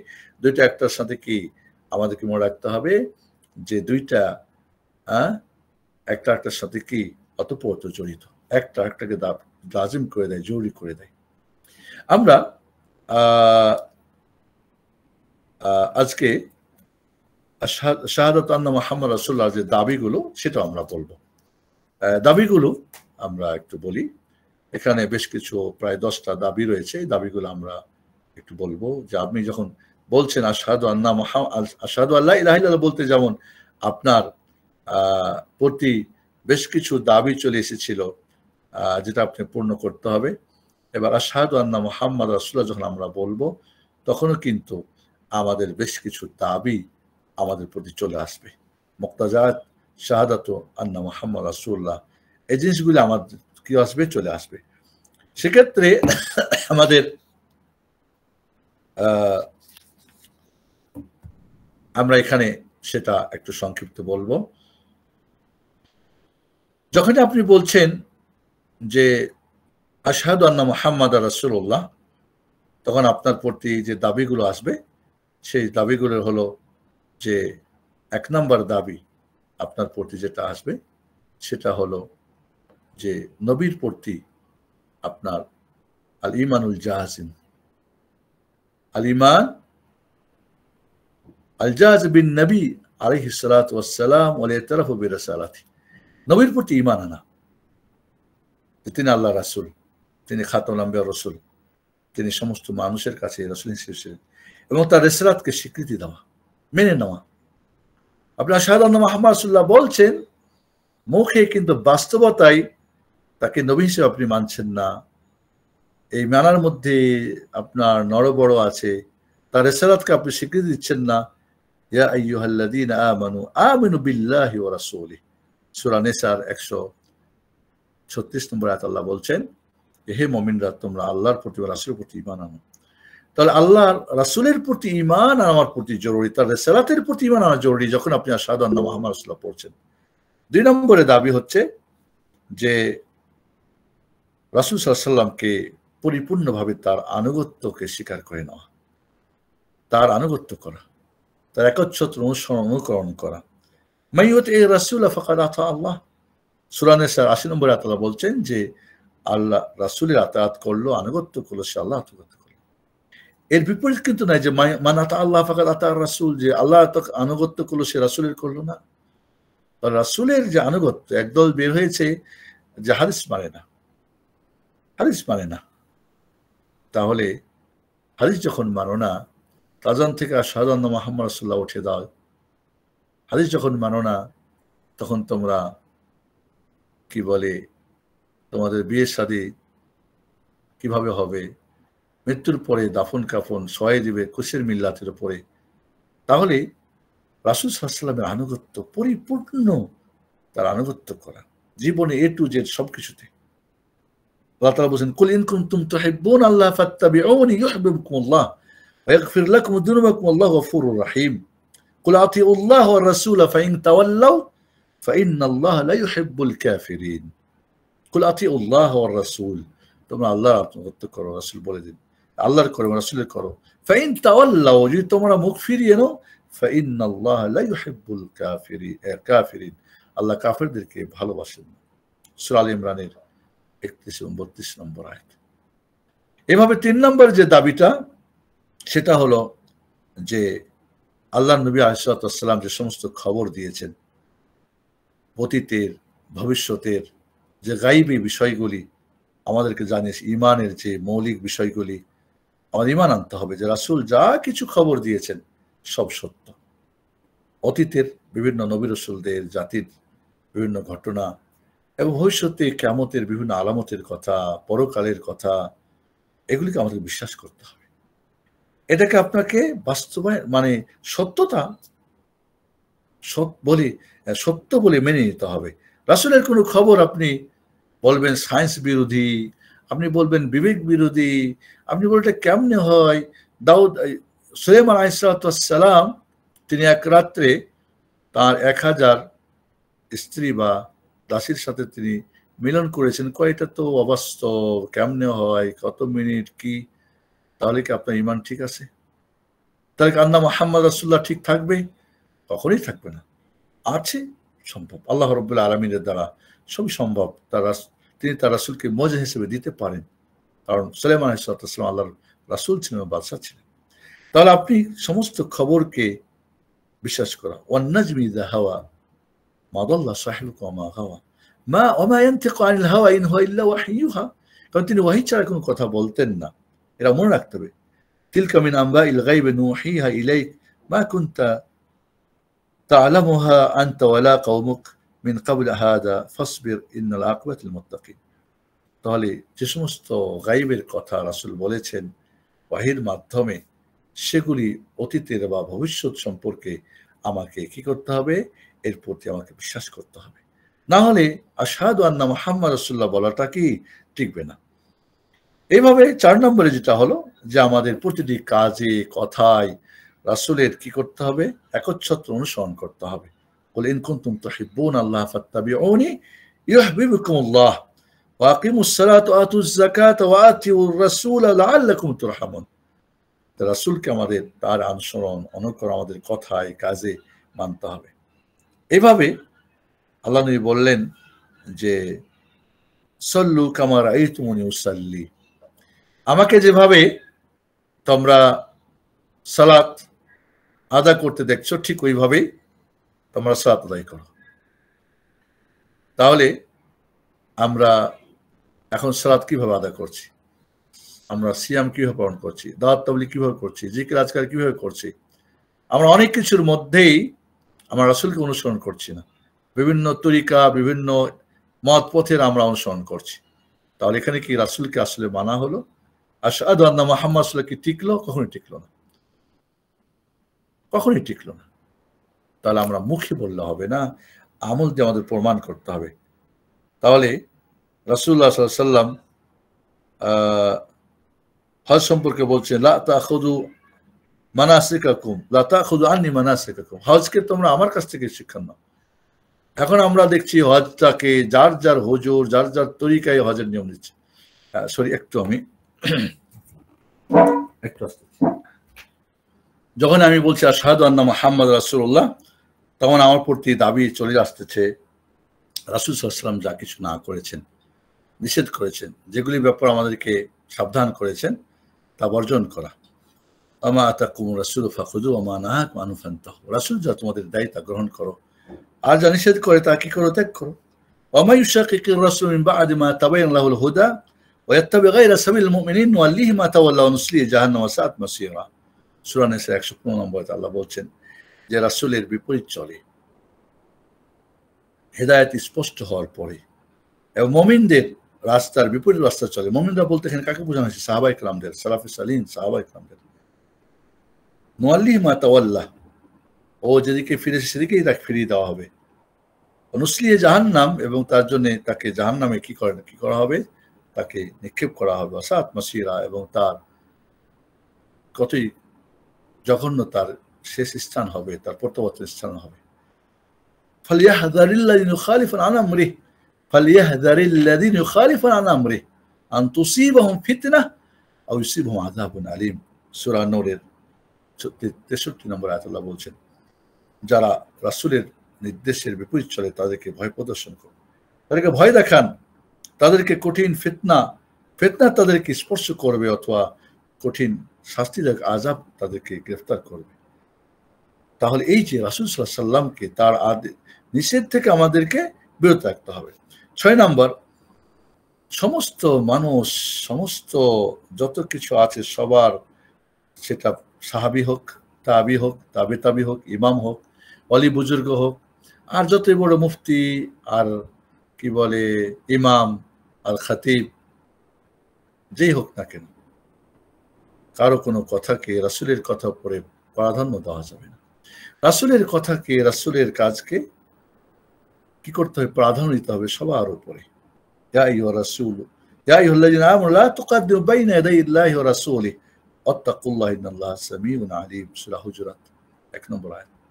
হে মুমিনরা, তোমরা আল্লাহ এবং রাসূলের সামনে তোমরা পা বাড়ায়ো না। এর মানে কি? কোরআন সুন্নাহ। ইবনে আব্বাস রাদিয়াল্লাহু আনহু বলেন, লা তুকাদ্দিমু বাইনা ইয়াদাইল্লাহি ওয়া রাসূলিহি আই লা তাকুলু খিলাফাল কিতাব ওয়া সুন্নাহ। কোরআন সুন্নাহর বিপরীত কিছু তোমরা বলো না। তাফসীর তাবারী ২৪ নম্বর খণ্ডর ৩১২ নম্বর পেজে। তাহলে আমি যখন কোনো রাসূলের কথা বলছি, সুন্নতের কথা বলছি, বিশুদ্ধ হাদিসের কথা বলছি, তখন বলছে আমার তরিকায় নাই, হুজুরত এমনটা বলছে, আমার মাযহাবে এমনটা আছে, তাহলে কি আপনি আশহাদু আন্না মুহাম্মাদ রাসূলুল্লাহর দাবি পূরণ করলেন? কোশ্চিনকালেও না। প্রকৃতভাবে আমরা যদি এই দাবিগুলি আমাদের বাস্তব জীবনে দেখি, তাহলে বেশিরভাগ মানুষই করছে না, কিন্তু এরা মাশাআল্লাহ রাসূলের মহব্বতে এরা ফাইটটা পড়তেছে, লাভঝাপ করছে। বারুল রবিউল মাসে এখন নতুন নতুন আঙ্গিকে সিরাতুন নবীর নাম দিয়ে বেদাতকে তারা চালিয়ে যাচ্ছে। ৭ নম্বর, রাসূলকে মহব্বত করতে হবে সবার চেয়ে বেশি, জান-মাল, এটা আপনার দাবি। আপনি রাসূল বলছেন আশহাদু আন্না মুহাম্মাদ রাসূলুল্লাহ, আল্লাহর রাসূল, আল্লাহকে সবচেয়ে ভালোবাসতে, তার যে পয়গম্বর, তার যে মেসেঞ্জার, তাকে আপনাকে ভালোবাসতে আপনার জান-মাল, প্রিয়জন, ছেলে মেয়ে, বাবা মা, আত্মীয়স্বজন, বউ বাচ্চা সবার উপরে। এ ব্যাপারে মনে রাখতে হবে যে রাসূল সাল্লাল্লাহু আলাইহি ওয়াসাল্লাম বলেছেন, লা ইউমিনু আহাদুকুম হাত্তা আকুনা হাব্বা ইলাইহি মিন ওয়ালাদিহি ওয়া ওয়ালিদিহি ওয়ান নাস আজমাইন। এইভাবে হাত্তা আকুনা হাব্বা ইলাইকা মিন নাফসিক মিন মালিক, বিভিন্ন বর্ণে রয়েছে। তোমার নাফস, তোমার মাল, সবকিছু ওদের আসলে অবস্থা। একটাবার চিন্তা করেন তো, একটাবার আজকে রাত্রে ঘুমানোর সময় ২ রাকাত নামাজ পড়ে নিজেকে জিজ্ঞেস করবেন যে রাসূলকে আপনি আসলে কতটুকু ভালোবাসেন? ভালোবাসার জায়গায় ১০০-র মধ্যে নাম্বার কত? আল্লাহর ভালোবাসার নাম্বার কত? আপনার বিবির ভালোবাসার নাম্বার কত? আপনার ছেলে মেয়ের, ধন দৌলতের, আপনার আরামাইশের, আপনি দেখবেন যে কত আনা ভালোবাসা আপনার মাঝে আছে। শুধু মুখে আশহাদু আন্না মুহাম্মাদ রাসূলুল্লাহ বললাম, কিন্তু রাসূলের ভালোবাসা আমার অন্তরে নেই, তাহলে এটা কিভাবে হয়? ৮ নম্বরে আল্লাহ রাসূল সাল্লাল্লাহু আলাইহি ওয়াসাল্লামের যে ফয়সালাকে মেনে নেওয়া এবং সে ব্যাপারে আপনার সন্তুষ্ট চিত্তে মেনে নেওয়া। ফালা রাব্বিকা লা ইউমিনুনা হাত্তা ইউহাক্কিমুকা ফীমা শাজারা বাইনাহুম থুম্মা লা ইয়াজিদু ফি আনফুসিহিম হারাদাম মিম্মা কাযাইত ওয়া ইউসাল্লিমু তাসলিমা। সূরা নিসার ৬৫ নম্বর আয়াত। ১ নম্বরে বলছেন, আল্লাহ আপনার রবের কসম, তারা মুমিন হবে না যতক্ষণ আল্লাহ আপনাকে ওদের মীমাংসার ব্যাপারে আপনার ফয়সালাকে তারা মেনে না নেবে, আপনাকে জাজ হিসেবে না মেনে নেবে, নাম্বার 1। ২ নম্বরে থুম্মা লা ইয়াজিদু ফি আনফুসিহিম হারাদা, এবং তাদের মনের মধ্যে কোনো সংকোচ হবে না, দ্বিধাদ্বন্দ্ব হবে না, মানে মন থেকেও মেনে নিবে। ওয়া ইউসাল্লিমু তাসলিমা, ৩ নম্বরে কি? পূর্ণাঙ্গ আত্মসমর্পণ করবে। সুবহানাল্লাহ। তাহলে আজকে আমরা সুন্নাহর ফয়সালাকে কয়জন মেনে নিচ্ছি? একজন বলছে বিদআত, একজন বলছে সুন্নাত, একজন বলছে বিদআত। বেদাত এবং সে সুন্নত না, প্রমাণ নাই, বেদাত বলে প্রমাণিত হচ্ছে, তারপর আপনি মানছেন না, তো আপনি কার বিধান মানলেন? কার আপনি নিয়ম মানলেন? কাকে আপনি জাজ মানলেন? তাহলে আজ দেখা যাচ্ছে আমাদের মাঝে যে রাসূলুল্লাহ সাল্লাল্লাহু আলাইহি ওয়াসাল্লামকে শুধু মুখে মুখে শাহাদা আন্না মুহাম্মাদ সাল্লাল্লাহু পড়লে হবে না, রাসূলকে, তার ফয়সালাকে মেনে নেওয়া সন্তুষ্ট চিত্তে, দ্বিধাহীন চিত্তে, কোনো চুচারা না করে, এটা আমাদের মাঝে হচ্ছে না। এবং এটা কারা করছে? যারা নামধারী আলেম, পোশাকধারী আলেম, যাদেরকে মানুষ মনে করছে এরা আমাদের আদর্শ।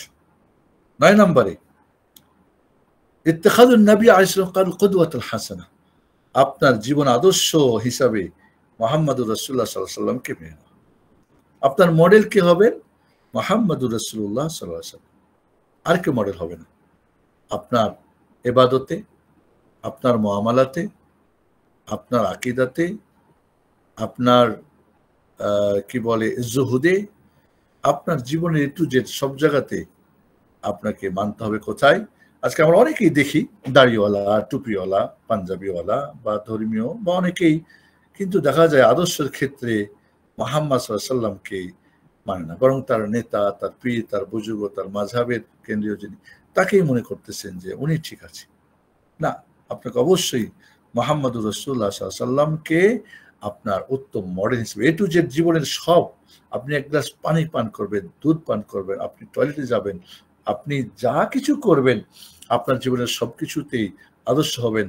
লাকাদ কানা লাকুম ফি রাসূলিল্লাহি উসওয়াতুন হাসানাহ লিমান কানা ইয়ারজুল্লাহ ওয়াল ইয়াউমাল আখির ওয়া যাকারাল্লাহ কাসীরা। সূরা আহজাব ২১ নম্বর আয়াত। আসলে এখানে ৩টা শর্ত জুড়ছেন আল্লাহ, যে আল্লাহকে পেতে চাই, আল্লাহর সন্তুষ্টি পেতে চাই, যে আখিরাতে বিজয় হতে চাই, যে সর্বক্ষণ আল্লাহর জিকির করে, আল্লাহর বেশি বেশি জিকির করে, এমন ৩টা যার মাঝে, সেই কিন্তু মুহাম্মদ সাল্লাল্লাহু আলাইহি ওয়াসাল্লাম তার জন্য মডেল। খেয়াল করেন, সবার জন্য রাসূল মডেল না, সবার জন্য রাসূলের মধ্যে মডেল আছে, তবে মডেল হিসেবে গ্রহণ করতে পারবে কারা? যার মধ্যে ৩টা জিনিস থাকবে, যে আল্লাহর সন্তুষ্টিকে সবার উপরে প্রাধান্য দেবে, আল্লাহকে জয় করে বাকি যত কিছু করা যায়। ২ নম্বরে যে আখিরাতে বিজয়ী হতে চাই, আর যে বেশি বেশি আল্লাহকে স্মরণ করে। এই ৩টা পরিপূর্ণ মুহাম্মদুর রাসূলুল্লাহ সাল্লাল্লাহু আলাইহি ওয়াসাল্লামের মাঝে ছিল, 100%, একটুকু কম ছিল না। আর তাই তাকে আমাদের মডেল বানানো হয়েছে। কাজে আমরা মুখে বলবো মুহাম্মদ আমাদের মডেল আলাইহিস সালাম, বাস্তবতে হবে না, অসম্ভব। এই ৩টা না হওয়া পর্যন্ত আপনি মুহাম্মদকে মডেল করতে পারবেন না আলাইহিস সালাম। এভাবে আমরা রাসূলুল্লাহ সাল্লাল্লাহু আলাইহি ওয়াসাল্লামের ব্যাপারে আমাদের ঈমান হবে যে তিনি আল্লাহর বান্দা, তার মধ্যে রুবুবিয়াতের বা উলুহিয়াতের বা আল্লাহর আসমা সিফাতের, আল্লাহ হাইয়ুল কাইয়ুম, রাসূল হাইয়ুল কাইয়ুম করে দিবেন, আল্লাহর ১৯৯টা গুণ, নবীর ৯৯টা গুণ সমান সমান বানাবেন, বা বিভিন্নভাবে তিনি আলিম বিজাতি সদর, পীর নবীও কিংবা আপনার পীর সাহেবও কি বলে অন্তর্যামী হয়ে যাবে, এগুলি করা যাবে না কোনোভাবেই। তিনি আল্লাহ রাব্বুল আলামিনের বান্দা এবং সর্বপ্রথম সৃষ্টি কথাও বলা যাবে না। সর্বপ্রথম সৃষ্টিকে আদম আলাইহিস সালাম, আদমের আগেই আল্লাহকে রাসূলকে সৃষ্টি করছেন, কথা যাবে না। তিনি একজন মানুষ, এটা মানতে হবে। আর আশহাদু আন্না মুহাম্মাদান রাসূলুল্লাহ যখন বলছেন তিনি গায়েব জানেন না, এটা অপকটে আপনাকে বিশ্বাস করতে হবে, কারণ গায়েব জানা মানেই মুহাম্মদকে আল্লাহর আসনে বসায় দেওয়া হবে। রাসূলুল্লাহ সাল্লাল্লাহু আলাইহি সাল্লামের ব্যাপারে আপনাকে মনে রাখতে হবে যে তিনি মনে থেকে নিজে থেকে কিছু বলতেন না, যা কিছু করতেন তিনি আল্লাহ রাব্বুল আলামিন ওয়াহির মাধ্যমে, ওয়াহি মাতলু বা ওয়াহি গায়র মাতলুর মাধ্যমে তিনি বলতেন। নিজের পক্ষ থেকে কিছু বানিয়ে বলার তার কোনো উদ্দেশ্য ছিল না। রাসূল সাল্লাল্লাহু আলাইহি সাল্লামের ব্যাপারে আপনার কোনো অতিরঞ্জন বাড়াবাড়ি করা যাবে না। আশহাদু আন্না মুহাম্মাদান রাসূলুল্লাহ যখন বলেছেন আল্লাহর গুণ তা করেন, কারণ রাসূল বলছেন লা তুতুরিনি কামা আতরাতিন নাস ঈসা ইবনে মারইয়াম, ঈসা ইবনে মারইয়ামকে যেমন তারা বাড়াবাড়ি করছে, তিন খোদার এক খোদা বা আল্লাহর ছেলে বা নিজেই অবতর খোদা, এমন বাড়াবাড়ি করে না। ইন্নামা আনা আব্দুল্লাহ রাসূলু, আমি আল্লাহর বান্দা ও রাসূল, তাকে নিয়ে কোনো বাড়াবাড়িও করা যাবে না। রাসূল সাল্লাল্লাহু আলাইহি সাল্লামের ব্যাপারে এই জিনিসগুলি আমাদের মনে রাখতে হবে। বিশেষ করে আমাদের আরেকটা যে দাবি আমাদের, সেটা হলো রাসূলকে সম্মান করতে হবে, রাসূলকে ইজ্জত করতে হবে। 10 নম্বর, ইন্না আরসালনাকা শাহিদান ওয়া মুবাশশিরান ওয়া নাযীরা লিতু'মিনু বিল্লাহি ওয়া রাসূলিহি ওয়া তু'আযযিরুহু ওয়া তুওয়াক্কিরুহু ওয়া তুসাব্বিহুহু বুকরাতান ওয়া আসীলা। সূরা আল ফাতহের 8 থেকে 9। রাসূলকে আমাদের সম্মান করতে হবে, ইজ্জত করতে হবে। আমাদেরকে রাসূলকে সম্মান ইজ্জত যদি না করি, তাহলে আমরা যদি মুখে বলি আশহাদু আন্না মুহাম্মাদান রাসূলুল্লাহ, তাহলে কিন্তু কখনোই হবে না। এছাড়া আরেকটা জিনিস মনে রাখতে হবে, রাসূলকে আশহাদু আন্না মুহাম্মাদান রাসূলুল্লাহ বলার সাথে সাথে আরেকটা দাবি যেটা এসে যাবে, সেটা হলো কি, যে মুহাম্মাদুর রাসূলুল্লাহ সাল্লাল্লাহু আলাইহি সাল্লামের যে চরিত্র ছিল, তার যে খলুক ছিল, তার আখলাক ছিল, তিনি তার স্ত্রীদের সাথে, তিনি তার বন্ধুদের সাথে, ছোটদের সাথে, গরিবদের সাথে, অসুস্থদের সাথে, অমুসলিমদের সাথে, বেচা কিনাতে, যুদ্ধে, মসজিদে, এই যে তার তিনি বাবা হিসাবে, তিনি স্বামী হিসাবে, তিনি বন্ধু হিসাবে, তিনি সুখে দুঃখে তার যে চরিত্র ছিল, কানা খুলুকাল কোরআন, রাসূল সাল্লাল্লাহু আলাইহি সাল্লামের চরিত্র ছিল কি কোরআন। আমি সবসময় বলি যে ক্লোজ কোরআন হচ্ছে আমরা যে কোরআন পড়ি, আর ওপেন কোরআন এই 30 পারার কি মুহাম্মদুর রাসূলুল্লাহ সাল্লাল্লাহু আলাইহি সাল্লাম। আপনার মাঝে রাসূল সাল্লাল্লাহু আলাইহি সাল্লামের আদর্শ একেবারে আখলাকের কতটুকু রয়েছে, কোনোবার কি চিন্তা করছেন আপনি কথা বলার ক্ষেত্রে, আপনার চলাতে ফেরাতে, ভেসে ভেসে, আপনার বডিতে, আপনার সবকিছুতে আপনার আখলাক মুহাম্মদ সাল্লাল্লাহু আলাইহি সাল্লামের আখলাক আছে কিনা? যদি না থাকে আশহাদু আন্না মুহাম্মাদান রাসূলুল্লাহ বললে এই বলাটা মিথ্যা হবে।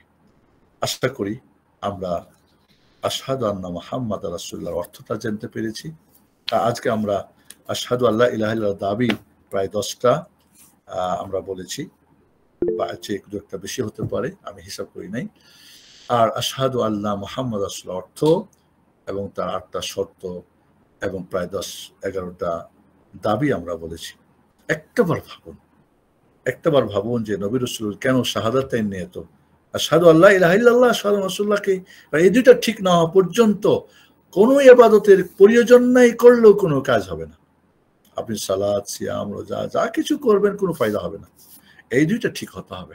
তাহলে শাহাদাতেনের গুরুত্ব কত বেশি, যে শাহাদাতেনের ব্যাপারটাকে আমরা অ্যাভয়েড করেছি, কালেমা দিয়ে আমরা কালেমা বলে প্রথম রুকুন চালিয়ে দিয়েছি, আমরা নামাজ বলে নামাজ কায়েমকে বিলুপ্ত করেছি, আমরা কালিমা বলে শাহাদাতেনকে আমরা জবা করেছি, আর কালিমা নামাজ বলে সালাত কায়েমকে আমরা বাদ করে দিয়েছি, আমরা যাকাত বলে যাকাত আদায় করাকে বাদ করে দিয়েছি, আর সিয়ামে রমাদানের সিয়াম রাখাকে শুধু সিয়াম বলে ওটাও বাদ হয়ে গেছে, আর হাজ্জুল বাইতুল হারাম লিমাসিলাহি সাবিলা, সামর্থ্যবান ব্যক্তির আল্লাহর ঘরের হজকে শুধু হজ বলে সেটাও শেষ করে দিয়েছি। রাখলাম কি আমরা? তাহলে আমরা না আশহাদু আল্লা ইলাহা ঠিক আছে, আর না আশহাদু আন্না মুহাম্মাদান রাসূলুল্লাহ ঠিক আছে।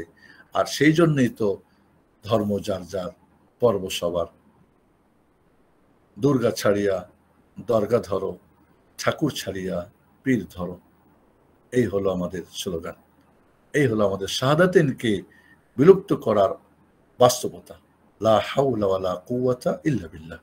বন্ধুরা, আমাদের এখন প্রশ্ন উত্তরে যাব আমরা। আমি একটু আজকে আলোচনা লম্বা করেছি, কারণ হচ্ছে কি শেষ করতে চাই। ইনশাআল্লাহ সামনের আলোচনা আমরা হয়তো কি নিয়ে, আপনার আকীদা সংক্রান্ত, এগুলো সব আকীদা মানহাজ নিয়ে আমাদের চলতেছে। তাহলে আমরা তাওহীদের বিষয়টা আমরা জানতে পেরেছি, আমরা শাহাদাতাইন বিষয়টা আমাদের কাছে ক্লিয়ার হয়েছে। এখন আমরা আকীদার যে অন্যান্য পার্ট, হয়তো শিরকে যেতে পারি, আমরা সুন্নাহ একটা পার্ট, বিদআত একটা পার্ট, এগুলি কিন্তু আকীদার পার্টের অন্তর্ভুক্ত। একটা যেটা বর্তমানে চলছে তাকফির, মানে কুফরি ফতোয়া দেওয়া, এটা খুবই গুরুত্বপূর্ণ, বিশেষ করে যারা এখন দিন মানে আমরা জানছি সেই আকীদা মানহাজ, সালাফি আকীদা মানহাজ, কোনোভাবেই যেন আমরা যাকে তাকে কাফের আর আমরা ফতোয়া না দিই। এটা অত্যন্ত জরুরি একটা বিষয়। তো আমরা আপনাদেরকে একটা বই দিয়েছি, কি তাওহীদ ও তার উপকারিতা, এই বইটা আপনারা ফার্স্ট টু লাস্ট পড়বেন, যদিও খুব সংক্ষেপে, তবে যে আলোচনাগুলি করছি এখানে অনেকটা হয়তো পাওয়া যাবে ইনশাআল্লাহ। আরো হয়তো আমরা এটা সংস্কার করলে আরো কিছু অ্যাড করা যাবে। এই পর্যন্ত আজকে। এবার আমরা প্রশ্ন উত্তরে যাব। প্রশ্নগুলি শর্ট করে বলবেন, আমিও শর্ট করে উত্তর দেওয়ার চেষ্টা করব। আল্লাহ আমাদেরকে যেন তৌফিক দান করেন। আমিন। সাল্লাল্লাহু আলা সাইয়্যিদিনা মুহাম্মদ ওয়া আলা আলিহি ওয়া সাহবিহি আজমাইন। বারাকাল্লাহু ফিকুম। জি। ওয়াই ইয়াক শাইখ, জাযাকাল্লাহু খাইরান। শাইখ, তাহলে আমরা শাইখ প্রশ্ন উত্তর পর্ব শুরু করলাম। শাইখ, জি। প্রথমে প্রশ্ন করবেন সাদাত ভাই। সাদাত ভাই, আপনি মাইক্রোফোনের অনুমতি দেওয়া আছে, আপনি কাইন্ডলি কোশ্চেন করুন। আসসালামু আলাইকুম ওয়া রাহমাতুল্লাহি ওয়া বারাকাতুহু। ওয়ালাইকুম আসসালাম ওয়া রাহমাতুল্লাহি ওয়া বারাকাতুহু। আহলান বিক, মারহাবা। আচ্ছা, আমার প্রশ্ন হচ্ছে যে অনেকে ওয়াজ করার সময় একটা কথা বলে, এটা ইংলিশে আমি দেখেছি, আমি বাংলাতে অনুবাদ করে দিচ্ছি। সেটা হচ্ছে যে আল্লাহ রাসূল সাল্লাল্লাহু আলাইহি ওয়াসাল্লাম যদি আজকে আপনাকে দেখতেন, আপনার হাল যদি দেখতেন, অবস্থা দেখতেন, তাহলে কি উনি আপনাকে নিয়ে গর্বিত হতেন নাকি লজ্জিত হতেন? সো এই ধরনের কথা বলাটা কি জায়েজ নাকি এর মধ্যে শিরক হওয়ার বা কুফর হওয়ার একটা পসিবিলিটি, চান্স আছে? এটা আমার প্রশ্ন। জাযাকাল্লাহ খাইর। প্রথমত রাসূলুল্লাহ সাল্লাল্লাহু আলাইহি ওয়াসাল্লাম আসলে কি দেখা সম্ভব? আপনি বলছেন যদি দেখতেন। না, সম্ভব না। তাহলে কেন বলছেন, কেন বলতেছেন তা? 2 নম্বরে হচ্ছে রাসূল তাকে দেখলে লজ্জিত হতেন না খুশি হতেন? তো এই ধরনের কথা এখন যে আমাদের বক্তারা বলছেন, এমন কথা তো সাহাবায়ে কেরাম রাদিয়াল্লাহু তাআলা বলার দরকার ছিল তাবিদের ক্ষেত্রে। তো তারা তো এই ধরনের কথা বলে নাই, তারা তো এই ধরনের কোনো প্রশ্ন করে নাই, বা মানুষকে এই ধরনের হিট করার জন্য এই ধরনের শব্দ ব্যবহার করে নাই। তো আমরা সালাফে সালেহিনদের আকীদা, আমাদের মানহাজ, আকীদা তো মানে একটা খাস জিনিস, কিন্তু মানহাজ কিন্তু আমাদের ব্যাপক শব্দ, আম। মানহাজটা আম, আমাদের সবকিছুর ক্ষেত্রে মানহাজ থাকতে হবে। তো মানহাজ যদি রাসূলের না হয় আলাইহিস সালাতু ওয়াস সালাম, আর যেটা সাহাবায়ে কেরাম ফলো করেছেন, তো আমরা কিছু অতিরিক্ত কথা বলি। একজন বলছে আমি রাসূল সাল্লাল্লাহু আলাইহি ওয়াসাল্লামের হাসি আপনাকে দেখাতে পারবো। একজন শুনলাম এক জায়গায় যে রাসূল কিভাবে হেসেছিলেন উনি নাকি দেখাতে পারবেন। তো আসলে কি তখন ভিডিও, রাসূল সাল্লাল্লাহু আলাইহি ওয়াসাল্লামের হাসির ভিডিও কি আমাদের কাছে আছে? হয়তো বর্ণনা থাকতে পারে, হুবহু রাসূলের হাসি কেউ হেসে দিবেন, এটা কি সম্ভব আদৌ? আসলে এই ধরনের কিছু অতিরঞ্জন কথা বলা, এটা আমি মনে করি এটা মোটেই ঠিক না। এবং এইগুলি কথা বা এই ধরনের অতিরঞ্জন কথা যারা বলে, এরা খুবই সেলিব্রিটি এবং এরা খুবই প্রিয়, এরা খুব হিট করে, কিন্তু এই কথাগুলি আসলে বলা মোটেই উচিত না, মোটেই ঠিক না। যে কথাটা আপনি বলবেন সেটা শরিয়া সম্মত হতে হবে, কোরআন সুন্নাতে আছে, সালাফরা ব্যবহার করেছেন, সেজন্য আপনি এই ধরনের কথা বলবেন কেন? না, এই ধরনের কথা বলার কোনো সুযোগ নেই। এগুলো যারা মনে করে যখন যেরকম তেমন হয়ে যাও, দিন হলো কি নবায়নযোগ্য কথাবার্তা যত মানে দিতে পারো, মানে কথার মধ্যে যত চমক লাগাতে পারো, না, এই ধরনের চমক টমক, এটা চমক তো হলো সবচেয়ে বড় চমক আল্লাহর কথা, সবচেয়ে বড় চমক তো হলো রাসূল সাল্লাল্লাহু আলাইহি ওয়াসাল্লামের কথা, সালাফদের কথার মধ্যে। অতএব এই ধরনের যারা বেদাতি তারাই বলে থাকে, আর সত্যি করে সালাফি আলেম ওলামারা এই ধরনের কথা বলে বলে আমার জানা নেই। জি, জাযাকাল্লাহু খাইরান শেখ। ওয়াইয়াক। জি, এরপরে প্রশ্ন। এক বোনের প্রশ্ন।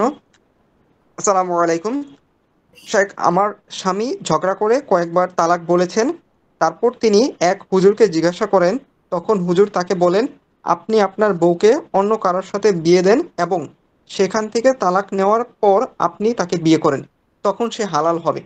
এরপর আমার স্বামী অতি গোপনে একজনের সাথে বিয়ে দেয় এই শর্তে যে 3 দিন পর তালাক দিবে, কিন্তু আমার স্বামী তাকে বাধ্য করে 1 দিন পর তালাক দিতে। ওখান থেকে তালাক নেওয়ার 20 দিন পর উনি আবার আমাকে বিয়ে করেন। এখন আমার প্রশ্ন হলো, বর্তমান সম্পর্কটা কি হালাল আছে? জাযাকাল্লাহু খাইরান। আমি তো বলি যে আমাদের দেশের ওস্তাজি মুফতি সাহেবরা তালাকের 2টা মাসালা জানেন। একটা হলো 3 তালাক দিয়েছে, 3 তালাক হয়ে গেছে, এটা ইজমা হয়েছে ওনারা বলে থাকেন। আর এখন হালাল হওয়ার সুযোগ নেই, তাই হিল্লা বিয়ে দিতে হবে আর বউ হালাল হয়ে যাবে। 3 তালাক একসাথে দিলেই 3 তালাক হয় না, তালাক দিলেই তালাক হয় না। তালাকের উপযুক্ত ইদ্যতের মধ্যে তালাক দিতে হবে, সেই ইদ্যতে তালাক দিয়েছে কিনা। এখন যদি ফজর নামাজ পড়ি তাহলে কি নামাজ হবে? হবে না। তাহলে আমি যদি কেউ তালাক দিচ্ছে কিন্তু তালাকের উপযুক্ত সময় না, এবং তালাকটাকে বিভিন্নভাবে সংকুচিত করা হয়েছে, যেমন 3 তালাক একসঙ্গে দিলে 3 তালাক হবে না, পিরিয়ডকালীন তালাক দিলে তালাক হবে না, পবিত্র হওয়ার পরে মিলামিশা করছে তালাক দিলে তালাক হবে না, তালাক দেওয়ার উপযুক্ত সময় যখন গর্ভবতী থাকবে, কারণ সাধারণত তখন স্ত্রীও দুর্বল থাকবে, স্বামীও দুর্বল থাকবে, ভালোবাসা থাকবে, যাতে তালাকটা না হয়, পিরিয়ডকালীন তালাকটা যেন না হয়, কারণ তখন ভারসাম্য শারীরিক মানসিক বা স্বামীরও একটা দূরত্ব থাকে, এইসব মিলে। এবং 3 তালাক একসাথে দিলে 3 তালাক হবে না, 1 তালাক হবে। তো এই যে পবিত্র অবস্থায় মিলামিশা করেছে, তালাক দিলে তালাক হবে না কারণ তার চাহিদা পূর্ণ হয়ে গেছে ইত্যাদি। তো তালাকটাকে সংকোচন করা হয়েছে, এবং তালাক মাররাতান, 2বার তালাক ফেরতযোগ্য। তো এই যে বিষয়গুলো আসলে আমাদের দেশের ওই 2টা মাসালা শুধু জানি। তাহলে তালাক যে দিয়েছিলেন তিনি, এই তালাকের ডিটেলসটা জানতে হবে। সেই বোনকে বলবো উনি যেন পার্সোনাল নাম্বার নিয়ে যোগাযোগ করেন কিভাবে তালাকটা হয়েছিল না হয় নাই। আর যদি 3 তালাক হয়েই থাকে, 3 তালাক যদি তাদের হয়েই গেছিল, তাহলে এইভাবে বিয়ে দিয়ে তাদের বিবাহটাও শুদ্ধ হয় নাই, ফেরত নেওয়াটাও শুদ্ধ হয় নাই, পুরোটাই হারাম। হিল্লা সিস্টেমটাই পুরোটা হারাম, হারাম দিয়ে হালাল হয় না। কিন্তু মুফতি সাহেবরা বলেন হারাম হলেও বউ তো হালাল হয়ে যাবে। না না, এটা কখনোই না, এটা কোনোভাবে সম্ভব না। হিল্লা বিয়েটা পুরোটা জেনার একটা তরিকা ছাড়া আর কিচ্ছু না। তারপরে 3 দিন তার সঙ্গে কন্ট্যাক্ট করছে, 1 দিনের মধ্যে তালাক দেওয়া হয়েছে, তাদের 2 জনের কি মিলামেশা হয়েছিল কি না, না এমনি শুধু নাকি বিষয়গুলি শর্ত আছে। তাহলে তালাকের বিষয়টা এখন যেভাবে বলছেন আমি বলতে পারছি না। বোনকে বলবো যে আপনি পার্সোনাল আপনার বিষয়টা জানান কোনো একজন বিজ্ঞ আলেমকে, বা আপনি আমার কাছেও জানাতে পারেন আমার নাম্বার নিয়ে, পুরা বিষয়টা লিখে। তারপর হয়তো বিষয়টা দেখা যাবে যে কি অবস্থায় আছে। তবে যদি 3 তালাক হয়ে থাকে, আদৌ হয়েছিল কিনা সেটা একটা বিষয়। আর হিল্লা বিয়েতে বউ হালাল হয় না, এটা হলো সত্য। জি, জাযাকাল্লাহু খাইরান। ওই এক ভাইয়ের প্রশ্ন। আসসালামু আলাইকুম শাইখ। ওয়ালাইকুম যে আসসালাম। আহলে হাদিস দায়ী জামাত শিবির, ইখওয়ানি, বিদাতি আলেমদের সাথে উঠা বসা করে এবং একই মঞ্চে দাওয়াতি কাজ করে, এমন দায়ী থেকে ইলম নেওয়া কতটুকু নিরাপদ? এ বিষয়ে সালাফদের মানহাজ কি? জাযাকাল্লাহু খাইরান। বেদাতিরকে প্রমোট করা, তাদের সাথে তাদের দল ভারী করা, তাদের সাথে উঠা বসা করা, প্রোগ্রাম করা, বা নিজে সেলিব্রিটি হওয়ার জন্য বা বিখ্যাত হওয়ার জন্য এখন অনেকে এখন মুফতিউল সাকালাইন, মুফতিউল মালাইকা হওয়ার জন্যে, মুফতি আজম হওয়ার জন্যে বা মুফতিউল মিল্লাত হওয়ার জন্যে বিভিন্ন ধরনের আমরা দেখতে পাচ্ছি। বিভিন্নভাবেই তাদের ফতোয়াগুলো, তাদের আচরণ বা তাদের বিচরণগুলো, তো এটা কোনোভাবেই সালাফি আকিদা মানহাজের মধ্যে এটা পড়ে না, সালাফি আকিদা মানহাজের মধ্যে পড়ে না। এবং নিশ্চিত থাকবেন ইনশাআল্লাহ যে একদিন এগুলো একটা খারাপ প্রভাব পড়বে ওই ব্যক্তির, এই সমস্ত যারা তাদের উপরেও পড়বে এবং জাতির উপরে পড়বে, এবং আমাদের কিছু ভোলা কম জানা আবেগী ছেলেপেলারাও দেখবেন বিভ্রান্তি যাবে। এখান থেকে অন্য জায়গায় বলবে কোনো তো বিভেদ নাই, ঠিকই তো আছে, ঠিক আছে, ঈদে মিলাদুন নবী জায়েজ নেই কিন্তু সিরাতুন নবী জায়েজ, ঠিক আছে। ঠিক আছে, এখানে না তো ওইখানে। আমি মনে করি যে না, এমন আসলেই আকীদা মানহাজের ব্যাপারটা খুবই গুরুত্ব, এবং সবার সাথে চলতে হবে, উঠতে হবে, বসতে হবে, এমনটা সালাফদের আকীদা মানহাজ ছিল না, কখনোই না। এবং এই ব্যাপারে বহু সালাফদের বাণী, তাদের আচরণের কথা আছে। আর এখন যেহেতু কেউ মনে করছেন আমি অনেক বেশি জানি, আমি আমাকে কেউ নিতে পারবে না, আমি বরং তাদেরকে জয় করে ফেলবো। আসলে বিষয়টা জয় পরাজয়ের নয়, এখানে আকীদা মানহাজের জয় পরাজয়ের বিষয়টা রয়ে গেছে। এই জন্যে এমনটা মনে হয় করা ঠিক হবে না। কেউ করলে আমরা তার জন্য দোয়া করব, তাকে আমরা নাসিহা করব, এমনটা যেন না করে। তবে তাকে আমরা হয়তো তার ব্যাপারে উচ্চবাচ্য বা এটা ওটা, বা আমরা বিভিন্ন ধরনের লকব না দিই, বরং তাকে হয়তো আমরা নাসিহা করতে পারি, বোঝাতে পারি, হ্যাঁ আপনি আপনার জায়গা থেকে করেন, আরেক জায়গায় যেতে হবে কেন? আপনি আপনার জায়গা থেকে করেন, আপনার ভাইদের সাথে করেন, আপনার আকীদা মানহাজের মানুষদের সাথে করেন, সবার সাথে যেতে হবে। এই গোল আলু মার্কা হওয়া এটা সালাফি আকীদা মানহাজের আসে না। জি, জাযাকাল্লাহ খাইর।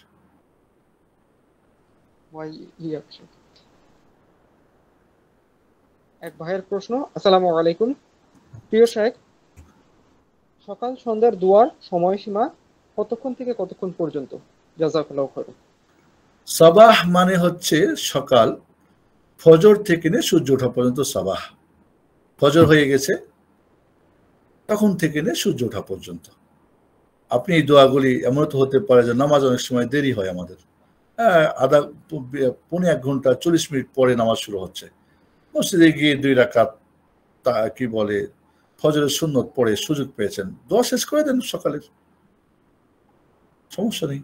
আসরের ব্যাপারটাও তাই, মাসা হচ্ছে বিকাল হচ্ছে আসর থেকে নিয়ে, ফার্স্ট আসর কত, আজকে যেমন ধরেন আমাদের বাংলাদেশে আসর 3টা 16-17-তে, তাহলে আপনি আপনার মসজিদে নামাজ হচ্ছে হয়তো পৌনে 5টায়, তাহলে আপনি বিকালের দোয়া শেষ করে ফেলে।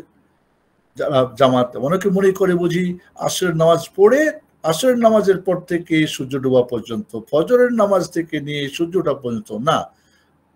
তো সুন্দর একটা প্রশ্ন, কারণ অনেকে আমরা বুঝি না। তাহলে ফজর হওয়া থেকে নিয়ে ধরি আজকে ফজর হয়েছে 4টা 33-এ, তখন থেকে নিয়ে সূর্য ওঠা পর্যন্ত হলো সকাল, আর বিকাল হলো 3টা 16 থেকে 17 থেকে নিয়ে সূর্য ডোবা পর্যন্ত। জাযাকুমুল্লাহ খাইর ওয়া বারাকাল্লাহু ফিকুম। জি।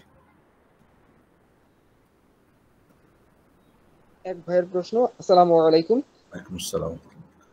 শাইখ, একটি হাদিস শুনেছি, যারা পাগল বা যাদের কাছে দিন পৌঁছায়নি সে অবস্থায় মারা গিয়েছে, তাদেরকে হাসরের ময়দানে আল্লাহ তাআলা পরীক্ষা করে বলবেন, জাহান্নামের দিকে ইশারা করে বলবেন ঝাঁপ দিতে। তারা 3 দলে ভাগ হয়ে যাবে।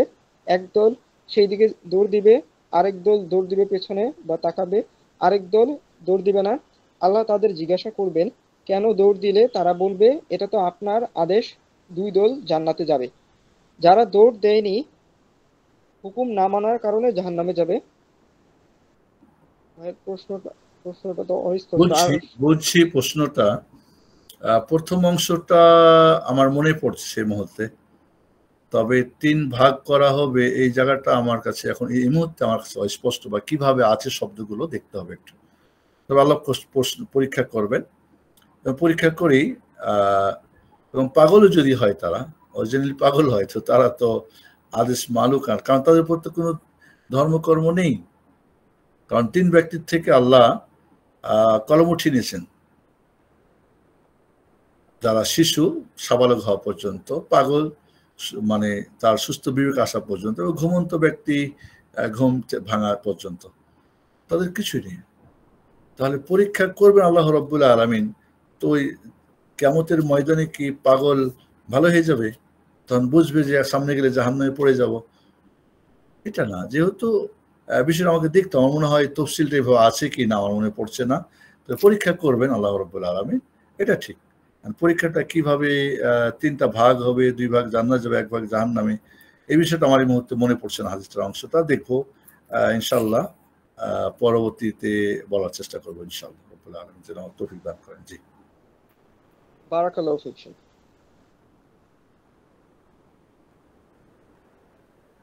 এক বোনের প্রশ্ন। জি। আসসালামু আলাইকুম শেখ। আশহাদু আন্না মুহাম্মদ আবদুহু ওয়া রাসূলুহু, এটা উস্তাদ বলেছেন কখনো নাশহাদু কখনো বলা যাবে না, কিন্তু বৈঠকের শেষে দোয়ায় অনেক সময় নাশহাদু আন্না বলে সবার পক্ষ থেকে নাশহাদু কি একেবারেই বলা যাবে না? হাদিসে কি এই দোয়াগুলোতে নাশহাদু ব্যবহার করা হয়নি? জানালে উপকৃত হব। জাযাকাল্লাহু খাইরান। সাক্ষ্য নিজের ছাড়া অন্যের পক্ষ থেকে দেওয়া যাবে না, কারণ সাক্ষ্যের ব্যাপারটা দেওয়ার সঙ্গে যে জরুরি চারটা জিনিস আপনার প্রতি আসবে, আপনি অন্যেরটা কিভাবে নেবেন? আপনি বললেন ধর ঠিক আছে নাশহাদু আন্না মুহাম্মাদ ওয়া নাশহাদু আল্লা ইলাহা ইল্লাল্লাহ, আপনি সবার পক্ষ থেকে ইমাম সাহেব বলে দিলেন, তো এই চারটা জিনিস কি আপনি অন্যের গুলো নিজের উপর নিয়ে নেবেন? ওরা মানবে না এই চারটা, তারপরে কি আপনি তাদের কাছে দায়ী থাকবেন আল্লাহর কাছে? কোনোভাবে সম্ভব না। আমি জানি না, কোথাও তো বহুবচন দিয়ে নাই, ফার্স্ট পারসন সিঙ্গুলার দিয়ে আছে, ফার্স্ট পারসন প্লুরাল কোথাও আছে, ইয়াশহাদু হাত থাকতে পারে, কিন্তু যখন নিজের থেকে আমি দিব ইয়াশহাদু, যে রাসূল বলছেন মান শাহিদা বিল্লাহ মান শাহিদা বা মান ইয়াশহাদু, ঠিক আছে, কিন্তু আমি যখন ব্যক্তির পক্ষ থেকে বলবো তখন আশহাদুই হবে, বহুবচন হবে না। আমাদের খুতবাতুল হাজাতে আশহাদুই আছে, অনেক ইমাম সাহেবরাই নাশহাদু বলে না। দেখেন অন্যগুলি ইন্নাল হামদালিল্লাহি নাহমাদু বহুবচন, ওয়া নাস্তাঈনু ওয়া নাস্তাগফিরু ওয়া নু'মিনু বিহি ওয়া নাতাওয়াক্কালু আলাইহি, সবগুলা না বহুবচন। কিন্তু শাহাদা যে আশহাদু আল্লা ইলাহা ইল্লাল্লাহ ওয়া আশহাদু আন্না মুহাম্মাদার রাসূলুল্লাহ, ওখানে কিন্তু নাশহাদু নাই। এই জন্যে নাই, কোন দোয়াতে আছে বলে আমি জানি না, হতে পারে কেউ বানায় রাখতে পারে, যার জানা নেই, যেমন খুতবাতে পড়ে দোয়াতে পড়ে হতে পারে, তবে আমার জানা নেই যে শাহাদা অন্যের পক্ষ থেকে বহুবচন করে বলা যাবে না। আমরা বলি না আবুদু বলতেছি, নাস্তাইন বলতেছি, ইয়াকা না আবুদু ইয়াকা নাস্তাইন বলতেছি, নাহমাদুল্লাহ নাস্তাইনও বলতেছি সব, বাট যখন আমি শাহাদা তখন একজনের, অন্যের পক্ষ থেকে সাক্ষ্য দেওয়ার অধিকার নেই। আর দিলেই তো আপনি কি অন্যের দাবিকে আপনি নিজের উপর নিয়ে নেবেন? তাহলে দায় দায়িত্ব আপনি অন্য দায় দায়িত্ব নিতে পারবেন না। জি, বারাকাল্লাহু ফিক শেখ। এক ভাইয়ের প্রশ্ন। আসসালামু আলাইকুম শেখ। কিছু লোক নির্দিষ্ট কিছু ব্যক্তিকে ত্রুটি মুক্ত মনে করে এবং তাদের ব্যাপারে গোঁড়ামি করে, তাদের ব্যাপারে আপনার নসিহত কি হবে? জাযাকাল্লাহু খাইরান। আরো একবার প্লিজ। কিছু লোক নির্দিষ্ট কিছু ব্যক্তিকে ত্রুটি মুক্ত মনে করে এবং তাদের ব্যাপারে গোঁড়ামি করে, তাদের ব্যাপারে আপনার নসিহত কি হবে? জাযাকাল্লাহু খাইরান। রাসূলুল্লাহ সাল্লাল্লাহু আলাইহি ওয়াসাল্লামের পরে কেউ ভুলের ঊর্ধ্বে না, নির্ভুল মনে করা বা তার প্রতিটি কথাকে দলিল ভিত্তিক যদি হয় তো ভালো, এবং দলিলটা সালাফে সালেহিনদের বুঝে যদি হয়, দলিল দিয়েছে কিন্তু নিজের বুঝ, দলিল দেয় নাই তার হয়তো ব্যক্তিগত বুঝ, বা অথবা তার বুঝটা সালাফদের বুঝের বিপরীত, কাজে কোনো ব্যক্তিকে মানে সেটা ব্যক্তি অন্ধ অনুসরণ করা যাবে না। দলিল ছাড়া কোনো ব্যক্তির সব কথাকে মেনে নেওয়াটা হচ্ছে কি তাকলিদ শাখসি, যেটা মজমুম, এটা পরিহারযোগ্য এটা। অতএব আজকাল দেখা যায় কেউ কেউ বলে শেখ পূজা, যেমন পীর পূজা হয়, এখন শেখ, কেউ একজন শেখকে মানে সর্বসেরা মনে করে তারই সব কথা সবই কিছু, এরকম মনে করা ঠিক না। তবে যদি সেটা দলিল ভিত্তিক হয় সেটা তাকে মানা হলো না, তাকে তো আল্লাহ এবং রাসূল, আল্লাহর কথা আল্লাহকে মানা, রাসূলকে মানা হলো, তাকে তো মানা হলো না। যখন আমরা কোরআন সুন্নাহ যখন মানে একজন মানুষ এবং একজন মুফতি বা আলেম কোনো কথা বলে কোরআন সুন্নাহ ভিত্তিক, সালাফে সালেহিনদের মানহাজ ভিত্তিক, তখন তো আমরা তাকে মানলাম না, আমরা তো কোরআন সুন্নাহকে মানলাম। তিনি তো আমাদের ওস্তাদ, বা উনি আমাদের আল্লাহর কথা রাসূলটার কথা আমাকে বুঝিয়ে দিলেন। এই জন্যে এইভাবে অন্ধ ব্যক্তি পূজা করা এটা শরীয়তে অবশ্যই জঘন্য কাজ, এবং এর মাধ্যমেই তো বিভিন্ন দল মত, ব্যক্তি কেন্দ্রিক, সংগঠন কেন্দ্রিক, গ্রুপ কেন্দ্রিক বা এলাকা কেন্দ্রিক তৈরি হয়েছে। এই ধরনের করা মোটেই ঠিক হবে না। এবং এটা দেখা যাচ্ছে আজকাল যে ইমাম আবু হানিফা রাহিমাহুল্লাহকে মানতে পারেন না উনি, কিন্তু তার শিষ্যের মানে কত নিচু মানের একজন শিষ্যকে উনি আবার তাকেই মানতেছেন। তা এমনটা কিন্তু আমাদের মাঝে হওয়াটা মোটেই ঠিক না, মোটেই ঠিক না। এগুলি থেকে আমাদেরকে বাঁচা দরকার। মানে এইভাবেই ওই ব্যক্তিকেন্দ্রিক দল তৈরি হবে, গোষ্ঠী তৈরি হবে, এটা কখনোই ঠিক না। এবং যাদের মানা হচ্ছে এভাবে তাদের বলে দেওয়া উচিত তাদের ভক্ত, যেটা ভক্ত বলে ওনারা, ভক্তদেরকে যে ভক্তরা এরকম ভক্ত তোমরা হও না, বা এটা ঠিক না। জি,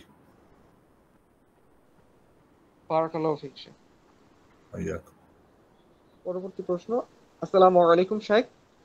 আহলুস সুন্নাহ ওয়াল জামাত বিরোধী মানহাজ সমূহ ও সে সকল মানহাজের দায়ীদের থেকে সতর্ক করার দ্বারা কি মুসলিম উম্মাহর মাঝে বিভক্তি সৃষ্টি করা বোঝায়? জাযাকাল্লাহু খাইরান। আরো একবার পরের কথাগুলি স্পষ্ট হয় না, একটু ধীরে ধীরে। হ্যাঁ, আসসালামু আলাইকুম শেখ। হ্যাঁ, আহলুস সুন্নাহ ওয়াল জামাত বিরোধী মানহাজ সমূহ ও সে সকল মানহাজের দায়ীদের থেকে সতর্ক করার দ্বারা কি মুসলিম উম্মাহর মাঝে বিভক্ত সৃষ্টি করা বোঝায়? জাযাকাল্লাহু খাইরান। বিভক্ত তো তারা করেছে, যারা আহলুস সুন্নাহ জামাতের আকীদা মানহাজ বিরোধী, সালাফদের বুঝের বিরোধী কাজ করেছে, তারাই তো বিভক্ত করেছেন। তাই তাদের ব্যাপারে সতর্ক করা মানে বিভক্তি থেকে মানুষকে সাবধান করা। এই জন্য আমি একটা কথা বলি, আমার একটা খুব সত্য কথা আমি বলি, আজকে আমি ভাই বোনদেরকে বলবো, তাওহীদ ছাড়া যারা ইত্তেহাদের কথা বলে তারা প্রতারক, তারা ধোঁকাবাজ। তাওহীদ, ঐক্য তাওহীদের ভিত্তিতে হবে, তাওহীদ থেকে ইত্তেহাদ, তাওহীদ থেকে ইত্তেহাদ। যত তাওহীদ মজবুত হবে তত ইত্তেহাদ মজবুত হবে। তাওহীদে যত গড়বড় ততই কি আপনার ইত্তেহাদে গড়বড়। তাওহীদের দুইটা পার্ট, একটা তাওহীদুল আকীদা, একটা তাওহীদুল ইবাদা, তাওহীদুল রিসালা। যখনই তাওহীদুল ইবাদায় গড়বড় হবে, আর যখন তাওহীদুল রিসালা, রাসূলকে ছাড়া আরো কাউকে মানবে, অন্য অন্যদের সবকিছু নিয়ম ঢুকাই ফেলবে, আর যখন আল্লাহ ছাড়া অন্য কাউর ইবাদত হবে, এটাই তো মূল জায়গা। আহলুস সুন্নাহ ওয়াল জামাতের নাম দিয়ে আহলুস সুন্নাহ ওয়াল জামাত নাম দিচ্ছেন, কিন্তু তার আকীদা মানহাজ আহলুস সুন্নাহ ওয়াল জামাতের নয়, বা সালাফদের মানহাজ নয়, বা আহলুল হাদিসদের মানহাজ আকীদা নয়। তাহলে যখন সাবধান করা হচ্ছে, এর মানে বিচ্ছিন্নতা থেকে তাকে সাবধান করা হচ্ছে, ঐক্যের পথে ডাকা হচ্ছে। আর যারা বলছে এর মাধ্যমে মানে বিভক্তি করছে, আসলে এই কথাটাই তাদের বাতিল কথা, এই কথাটাই তাদের বাতিল। এবং যারা তাওহীদ ছাড়া, তাওহীদ আকীদা মানহাজ ছাড়া যারা ইত্তেহাদের কথা বলছেন, ঐক্যের কথা বলছেন, এটা পুরোটাই কি ধোঁকা দেওয়া, কোনো সন্দেহ নেই এখানে। জি, বারাকাল্লাহু ফিক শেখ। ওয়াইয়াক। এক বোনের প্রশ্ন। আসসালামু আলাইকুম ওয়া রাহমাতুল্লাহি ওয়া বারাকাতুহু শেখ। আমার ছোট ভাই রাস্তায় একটি হাতের স্মার্ট ঘড়ি পেয়েছিল, যেটা এনে আমাকে দিয়েছিল। আমরা মালিককে খোঁজার চেষ্টা করেছি, পাশের দোকানদারকে বলে রাখা হয়েছে কেউ খুঁজতে আসলে যাতে আমাদের বলে। প্রায় 5 মাস হয়ে গেল, এখনো ঘড়িটা আমার কাছেই আছে, মালিককে খুঁজে পাওয়া যায়নি। আমার এক্ষেত্রে করণীয় কি? এবং কিছুদিন আগে রাস্তায় 300 টাকা পেয়েছিলাম, সেগুলো কি মসজিদে দিয়ে দিব? জাযাকাল্লাহু খাইরান। কোরআন জিনিস যদি এমন হয় ছোটখাটো, যেটা মানুষ সাধারণত তালাশ করে না, হয়তো একটা ঘড়ি খুব যে বর্তমান যুগে হয়তো নর্মাল যদি হয়, অনেক দামের হয়, সেটা আলাদা কথা, বা 300 টাকাই হয়তো বর্তমান যুগে বড় একটা অ্যামাউন্ট না, হয়তো একটু খোঁজ টোজ করে পাই নাই, তো এটা নিয়ে আর কোনো টেনশন নাই। এমন যদি হয় যে ছোটখাটো ব্যাপার বিষয় হয়, বস্তু হয় বা মূল্য হয়, অ্যামাউন্ট হয়, তাহলে সেটা মোটামুটি প্রচার করে একটু খোঁজ খবর নিয়ে যদি না পাওয়া যায়, নিজে ব্যবহার করতে পারে, ঘড়িটা ব্যবহার করতে পারে, টাকাটা খরচ করতে পারে, সেটার সবকিছু লিখে রাখবে। যদি কোনো এক সময় চলে আসে কেউ চাইতে, তো যদি সে ডকুমেন্ট দিতে পারে, তাহলে তাকে ফেরত দিবে, অথবা তার টাকা সেই পরিমাণ টাকা দিয়ে দিবে। 1। 2 নম্বরে, যদি এমনটা বড় ধরনের অ্যামাউন্ট হয়, তাহলে তাকে 1 বছর প্রচার করতে হবে। বড় ধরনের হয়তো ঘড়ি অনেক দামি, মোবাইলটা অনেক দামি, তাহলে সেটাকে কি করতে হবে? 1 বছর প্রচার করতে হবে। শুধু দোকানে না, প্রয়োজনে পেপারিং করতে হবে, বা এখন সোশ্যাল মিডিয়াতে বলতে হবে। যদি 1 বছরের মধ্যে না পাওয়া যায়, তাহলে কোয়ান্টিটি কোয়ালিটি লিখে রেখে সেটা ব্যবহার করতে পারবে। আর যদি মক্কাতে কোনো জিনিস খোঁজ করে পায়, তাহলে অবশ্যই সেটা সেখানে হারানো যে মালগুলো জমা দেওয়ার বক্স আছে সেখানে দিয়ে আসতে হবে, তাদের কাছে দিয়ে আসতে হবে। সেখানে কোনোভাবেই নিবে না, আর নিলে সেখানে দিয়ে আসবে। আর যদি এমন চায় যে না আমি এটা দান করে দেব, মসজিদে বা মাদ্রাসা বা ফকির মিসকিনকে দান করে দিলাম, 300 টাকা দিয়ে দিলাম, তাহলে যে ব্যক্তির সেই সব পেয়ে যাবে। যে ব্যক্তির অরিজিনাল মালিক যদি সে কাফির হয় তাহলে দুনিয়ায় তার ফলাফল পাবে, আর মুমিন যদি হয় দুনিয়া পাবে, আখিরাতে পাবে ইনশাআল্লাহ। যদি কোনোভাবে সে ফেরত আসে এবং দাবি করে, তাহলে বলবে ভাই তোমার এটা তো আমি দান করে দিয়েছি, সে যদি মেনে নেয় ভালো, না হলে তার টাকাটা ফেরত দিবেন, তাহলে তার অ্যাকাউন্ট আখিরাতের অ্যাকাউন্ট থেকে আপনার অ্যাকাউন্টে চলে আসবে ইনশাআল্লাহ। জি, বারাকাল্লাহু ফিক শেখ। আইয়াকুম। এক ভাইয়ের প্রশ্ন, আসসালামু আলাইকুম। কোনো ব্যক্তি বিদআত ও শিরকের মতো কাজ করছে, তাই তাকে দাওয়াত দেওয়ার জন্য কতটুকু ঘনিষ্ঠ হওয়া যাবে? যেমন তার খোঁজ খবর নেওয়া, সালাম দেওয়া, দাওয়াত দেওয়া ইত্যাদি করা কি জায়েজ? জাযাকাল্লাহু খাইরান। প্রত্যেক শিরিককারী মুশরিক হয় না, প্রত্যেক বেদাতকারী বেদাতি হয় না। প্রথমে দেখতে হবে লোকটা কোন পর্যায়ের, ও বেদাত শিরিক করছে এবং নিজে বেদাত তৈরি করেছে, শিরিক তৈরি করেছে, অন্যদেরকে আহ্বান করছে এক। আরেকটা হচ্ছে শুধু বেদাত শিরিক করেছে তৈরি, কিন্তু সে নিজে করে অন্যকে আহ্বান করে না, আসলে সে নিজেও করে নাই তৈরি, আর আহ্বানও করে না, কিন্তু অন্যের দেখা দেখি হয়তো করছে এমন। তাহলে দেখতে হবে বেদাতটা কোন পর্যায়ে, শিরকটা কোন পর্যায়ে, ছোট না বড়, কুফরি পর্যায়ে আকীদায় বিদাত নাকি ইবাদতে বা মুআমালাতে, কোথায়। তাহলে আমাকে জানতে হবে যে বিষয়টা কোন পর্যায়ের, যেটা খারিজ মিল্লাহ হয়ে যায় নাকি মিল্লাতে থাকে, আমল নষ্ট হয়, ছোট বেদাত, ছোট শিরিক না বড় বেদাত, বড় শিরিক, আকীদাতে না আমলে, বিষয়টি জানতে হবে। ব্যক্তিটাকে জানতে হবে ব্যক্তিটা কেমন, ও জেনে বুঝে করছে না বুঝে করছে যে সেক্ষেত্রে তার কি কোনো অজুহাত আছে কি না, অজ্ঞতা, লোভ, লালসা, অপব্যাখ্যা বা চাপ সৃষ্টি না করলে হয়তো কিছু তা হারাবে, সে নিজে জানছে এটা ঠিক না কিন্তু বাধ্য হয়ে করছে বা কোনো লোভে করছে। এই সব জিনিসগুলি একজন হুকুম লাগানোর আগে জানতে হবে এবং তারপরেই তার উপরে হুকুম লাগাতে হবে, তার আগে না। এরপরে যদি তার উপর হুজ্জত কায়েম হয়, দলিল দস্তবিজ দিয়ে তাকে বোঝানো হয়, সে বুঝেও নাই উপযুক্ত ব্যক্তি এবং সময় দিয়ে, এরপরে যদি সে না করে তখন তার সঙ্গে ব্যাপারটা আসবে আমি কি করব। এখন সালাম বন্ধ করতে হবে, কথা বন্ধ করতে হবে। ইবনে তাইমিয়া রাহিমাহুল্লাহ বলছেন যে সেক্ষেত্রে দেখতে হবে বন্ধ করলে ফায়দা না ক্ষতি। তো যদি বন্ধ করে সবাই কথা বলছে না, ভাববে কি রে কেন কথা বলে না আমার সাথে, কি হয়েছে, তখন তো জিজ্ঞেস করবে, ভুল বুঝতে পারবে, ফিরে আসবে। কিন্তু এখন তো জিজ্ঞেসই করবে না, বরং আপনি যারা হয়তো বলবে না তাদেরকে আরো কাফের মুশরিক আরো বড় কিছু ফতোয়া দিয়ে দিবে। তা বিষয়টা দেখতে হবে যে ফায়দা না হয় বন্ধ করা, তার সঙ্গে সম্পর্ক, কথাবার্তা, সালাম কালাম, তাহলে হয়তো আরো ক্ষতি হবে, বরং আরো ওই ধরনের যে আন্ডারগ্রাউন্ড দলগুলি আছে, বেদাতি দলগুলি আছে, হয়তো কি বলে বমফাটানি দল আছে, বা যেগুলো দেশে বিশৃঙ্খলা সৃষ্টি করে, বা যারা কি বলে আপনার কি বলে জঙ্গি দল আছে, বা যারা কি বলে ওটাকে দেশে ফাসাদ করে, ইরহাব বিদ্রোহ করে, বিভিন্ন আছে না, তাদের সাথে যদি মিশে গিয়ে আরো বড় বিপদ হবে। সেক্ষেত্রে তার সঙ্গে সম্পর্ক রেখে তাকে বোঝানোর চেষ্টা করতে হবে, নিজে না পারলে উপযুক্ত ব্যক্তি বা আলেমকে দিয়ে বোঝানোর চেষ্টা করতে হবে। বিষয়টা একেবারে সহজ আমরা হার না করলে মনে হয় ঠিক হবে না। জি, জাযাকাল্লাহ খায়ের। বারাকাল্লাহু ফিক। আসসালামু আলাইকুম শাইখ, বিভিন্ন দলীয় বই পুস্তক অথবা এদেশে বহিরাগত জামাতসমূহের ভুল ত্রুটি বর্ণনা করার দ্বারা কি দায়ীদের দাওয়াতি কাজে প্রতিবন্ধকতা সৃষ্টি করা বোঝায়? জাযাকাল্লাহু খাইরান। ভুলটা যদি ব্যক্তি কেন্দ্রিক হয় তাকে ব্যক্তিগতভাবে সংশোধন করতে হবে। হয়তো একজন দায়ী বা একজন কেউ দাওয়াতের কাজ করেছে, কিন্তু তার এই ভুল করেছে, ভুলটা তার মাঝেই আছে, এখানে জনগণ বা সোশ্যাল মিডিয়াতে বা তার বহু মানুষের কাছে চলে যায় নাই, তাহলে তাকে ব্যক্তিগত পর্যায়ে তাকে সংশোধনের কথা বলতে হবে। এবং যদি ব্যক্তিগতভাবে সে সংশোধিত না হয় এবং এর মাধ্যমে জনগণ বিভ্রান্ত হতে পারে, তাহলে তার ব্যাপারে সোচ্চার হয়ে আপনাকে সোশ্যাল মিডিয়াতে বা প্রচার মাধ্যমে বলতে হবে, তার ব্যাপারে সাবধান করতে হবে, এটা আমানত। আর যদি তার এই ভুলটা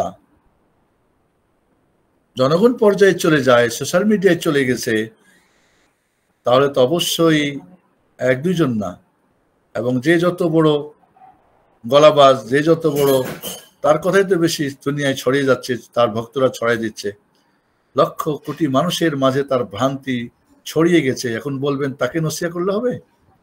না, তাকে নসিহা না। এখন যেহেতু সে জাতিকে ধ্বংস করেছে, জাতির উদ্দেশ্যে বলতে হবে, এবং অবশ্যই বলতে হবে, অবশ্যই বলতে হবে।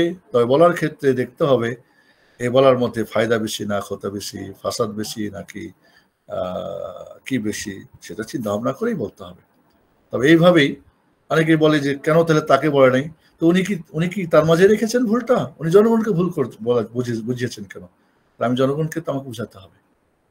কাজেই কিছু দেখি আমরা কিছু পোলাপান বা কিছু আবেগী ছেলে পেলে বা বিভিন্ন দল মতের পোলাপান বিভিন্ন ধরনের কথাবার্তা বলে থাকে, যেটা তাদের আবেগ দিয়ে বা নির্বুদ্ধিতার পরিচয় এবং আকীদা মানহাজ না বোঝার কারণে। কোন পর্যায়ের কোনটা? এখন ধরেন 6 জায়গাতে গীবত করা যায় 6টা অবস্থাতে। এখন আমাদের 6-এর পাশে একটা শূন্য লাগালে কত হয়? 60। আরেকটা লাগা দেন 600, আরেকটা লাগান তাহলে 6000। একটা জিরোই তো লাগিয়েছে, আর তো বেশি কিছু করি নাই, একটা জিরো বাড়াইছি না। এবং এগুলোকে দেখা যাচ্ছে যে 1-এর মধ্যে 100 করে 600 যোগ হয়ে যাচ্ছে। তারা এইভাবে ওইভাবে ডানে বামে জায়েজ করে নিচ্ছে না, সেটা অবশ্যই লিমিটেড এবং তার অবস্থার উপর নির্ভর করবে। কাজে আমরা বলবো যে দাওয়াতের ক্ষেত্রে কোনো দায়ী আল্লাহ যদি, হ্যাঁ, একটা হলো কি যে অনিচ্ছাকৃত ভুল হয়ে যাওয়া, একটা হলো কি ইচ্ছাকৃত ভুল হয়ে যাওয়া। তার আকীদা মানহাজেই সমস্যা। তার আকীদা মানহাজ ঠিক আছে, কিন্তু হয়তো বলতে গিয়ে ভুল করছে বা আবেগে বা কোনো কারণে ভুল করে ফেলছে। দুই জিনিস। তার মানহাজই এটা, তার আকীদাই এটা, তার নিয়মেই এটা। মানে বেশি ইয়ে করা, মানে সেলিব্রিটি হওয়া, প্রসিদ্ধ হওয়া, ডিগবাজি দেওয়া, কিছু চমক লাগা কথাবার্তা বলা, এইটা না। একটা যে না, তিনি আসলেই কিন্তু ভুল হয়ে গেছে, তো সাথে সাথে তাকে ভুল স্বীকার করতে হবে। উনি ভুল হয়ে গেছেন, ভুল বুঝতে পারেন, তাহলে কেমন ভুল করেছেন? ভুল হয়েছে তারপর উনি ভুলই বুঝতে পারেন, তিনি কি আলেম? উনি কি তাহলে মুফতি? এর মানে তার ওই আকীদা মানহাজের না, সে ভিন্ন, সে বাতিলের মধ্যে আছে। ভুল হয়েছে, ভুল বুঝতে পারছে, বা তাকে ভুল ধরে দিলে সে ভুল বোঝার চেষ্টা করছে। তাহলে বিষয়টা আমরা দাওয়াতের কাজ করছি, ওনার যদি ভুল বলি তাহলে দাওয়াতের ময়দান ধ্বংস হবে, দাওয়াত উনি এই করছেন ওই করছেন, এই ধরনের আপনার কি বলে আবেগ এবং এই ধরনের মানে মায়া কান্না, নো, এটা না, এটা সালাফদের মানহাজ না। তাহলে আমাদেরকে বিষয়টাকে আমরা প্রতিটি ব্যক্তির এবং প্রতিটি অবস্থার একটা আমরা না, ব্যক্তি এবং অবস্থা ভেদে বিষয়টা আসবে। সেখানে সত্যিকারে যারা আলেম ওলামা তারা এই জিনিসটাকে পক্ষে বিপক্ষে কথা বলবেন। সবাই যে জায়গা থেকে যা কথা বলবেন, সবাই যার পক্ষে তার নিবে আর বিপক্ষে তার বিরুদ্ধে। আমাদের এখন হয়ে গেছে, আমাদের এখন হলো বাংলাদেশিদের একটা নিয়ম হলো, রাজনৈতিক ময়দানে এবং ধর্মীয় ময়দানে আপনি ভালো কারণ আপনার প্রতিপক্ষ খারাপ, আপনি ভালো তার কোনো দলিল প্রয়োজন নাই, কোনো ভালো কিছু প্রয়োজন নাই, আর ও যে খারাপ তারও কিছু প্রয়োজন নেই। যার যত বেশি গলাবাজি, যার যত দল বড়, যার যত পাওয়ার চলে সেই। আমি ভালো কারণ আপনি খারাপ, আপনি ভালো কি আপনার প্রমাণ? ও যে খারাপ, তো ও যে খারাপ তার প্রমাণ কি? ও খারাপ, ব্যাস। একটা বাজে অবস্থা আমাদের ধর্মীয় ময়দানে। এবং আমি সবসময় বলি যে রাজনৈতিক ময়দানের চেয়ে ধর্মীয় ময়দান বেশি বিপর্যস্ত, বেশি ক্ষতিগ্রস্ত, বেশি সমস্যা জড়িত। আল্লাহ রাব্বুল আলামিন আমাদেরকে দিন ও দুনিয়ার অমঙ্গল, অনিষ্ট, শারারাত যারা সব থেকে আল্লাহ আমাদের হেফাজত করুন, আমাদের দিন ও দুনিয়ার কল্যাণ ও মঙ্গল দান করুন। আমি সবসময় বলি সঠিকটা জানি, নিজে মানি, অন্যকে জানাই মানাই, এই তিনের মাঝে থাকবেন। যার যতটুক সামর্থ্য রয়েছে আজকে আমরা এই ধরনের আকীদা মানহাজের আলোচনায় আমাদের লোকজন কম হয়। আমি গত ক্লাসে বলেছি কেন কম হয়। আকীদা মানহাজে মিষ্টি পাওয়া যায় না, আনন্দ পাওয়া যায় না, সুরসুরি পাওয়া যায় না, অনেক কিছু ব্যাপার আছে। তো এই জন্যে আমাদের এই আলোচনাগুলিকে আমি মনে করি এটা বেসিক আলোচনা, প্রতিটি মানুষের জানা দরকার। আমি শেষ বলবো শাহাদাতাইনকে আজকে যারা আমার সাথে আছেন এই মুহূর্তে, যারা শুনবেন, শেষ মতো বলবো যে শাহাদাতাইনকে আলোচনাটা আপনি আবার শোনেন, বুঝেন, যদি সংক্ষিপ্ত এবং আপনার জীবনে আপনি সেট করেন প্রথম। ঠিক আছে? কতটুক আছে, কত নাম্বার আপনার পরিবার সেট করেন। আপনি যে ছোট্ট সমাজে বা যেটুকের মধ্যে আছেন ওইটুকের মধ্যে আছে কিনা, আপনার অফিসে আছে কিনা, আপনার গার্মেন্টসে কিনা, আপনার যে আউটটার মধ্যে কতটুক আছে। আমরা শুধু চিল্লাইলে তো হবে না, আমরা খালি হই হাল্লা করলে তো হবে না, বাস্তবতাই কতটুক আমি আছি। আল্লাহ একটা মানুষের শাহাদাতাইন যদি ঠিক হয়ে যায়, ওই ব্যক্তিকে আর কিছু বলতে হবে না, ও নিজেই সবকিছু বুঝে নিবে। সে নিজেই আর ঠিকই ঘুমাতে পারবে না, তখন সে নিজেই ব্যস্ত হয়ে যাবে, ব্যতিব্যস্ত হবে, তখন নিজেই আগাবে, সে তখন নিজেই হক তালাশ করবে, হক বুঝবে, আমল করবে, অন্যকে জানানোর বোঝানোর জন্য ব্যতিব্যস্ত হবে, তার জান মাল দেওয়ার চেষ্টা করবে, তার মেধা তার শিক্ষা দীক্ষা দেওয়ার চেষ্টা করবে। আজ আমরা চুপ করে বসে আছি, কারণ এইখানে শাহাদাতের কথা বলে নাকি দল হয়ে যায়, বিভেদ হয়ে যায়, ঐক্য নষ্ট হয়ে যায়। এ সমস্ত কথাগুলো আমাদেরকে আরো পশ্চাৎগামী করে। এবং সত্যিই কি যারা এই কথাগুলি বলে তারা সত্যি কি আসলে দিন বুঝেছে? সত্যি কি তারা মানুষকে আসলে দিনের পথে ডাকছে? হ্যাঁ, কিভাবে সম্ভব? আপনার বিল্ডিং বানাবেন, আপনার কি বলে ফাউন্ডেশন বানানোর জন্য আপনার কি নাই, উপযুক্ত ভালো ইঞ্জিনিয়ার নেই। ডেকোরেশন বানাবেন, আপনার ভালো মিস্ত্রিও নাই। আপনি বলছেন এই ভবনে আপনি বসবাস করবেন।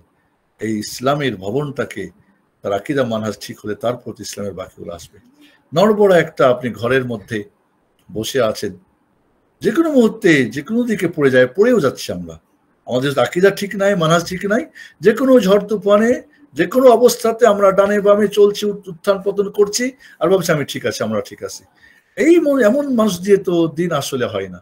আল্লাহ সুবহানাহু ওয়া তাআলা আমাদেরকে সঠিক দিনকে আমাদের সালাফে সালিহিনদের আকীদা মানহাজে বুঝার তৌফিক দান করুন, এবং সেটা আমাদের জীবনে বাস্তবায়ন করার তৌফিক দান করুন, এবং সেটাকে 10 জনের কাছে তার দাওয়াত ও তাবলীগ করার আমল করানোর সেই তৌফিক দান। আমিন। সাল্লাল্লাহু আলাইহি ওয়া মুহাম্মদ ওয়া আলা আলিহি ওয়া সাহবিহি আজমাইন। সুবহানাকাল্লাহুম্মা ওয়া বিহামদিকা আশহাদু আল্লা ইলাহা ইল্লা আনতা আস্তাগফিরুকা ওয়া আতুবু ইলাইক। আসসালামু আলাইকুম ওয়া রাহমাতুল্লাহি ওয়া বারাকাতুহু। ওয়ালাইকুম আসসালাম ওয়া রাহমাতুল্লাহি ওয়া বারাকাতুহু। জাযাকাল্লাহু খায়রান শাইখ, আপনি আমাদের এত গুরুত্বপূর্ণ সময় দিয়েছেন এবং আশা করি মহান আল্লাহ তাআলা আমাদের উত্তম প্রতিদান দিবেন। জাযাকাল্লাহু খায়রান। ওয়া ইয়াকুম, বারাকাল্লাহু ফীকুম ওয়া শাকারাল্লাহু লাকুম।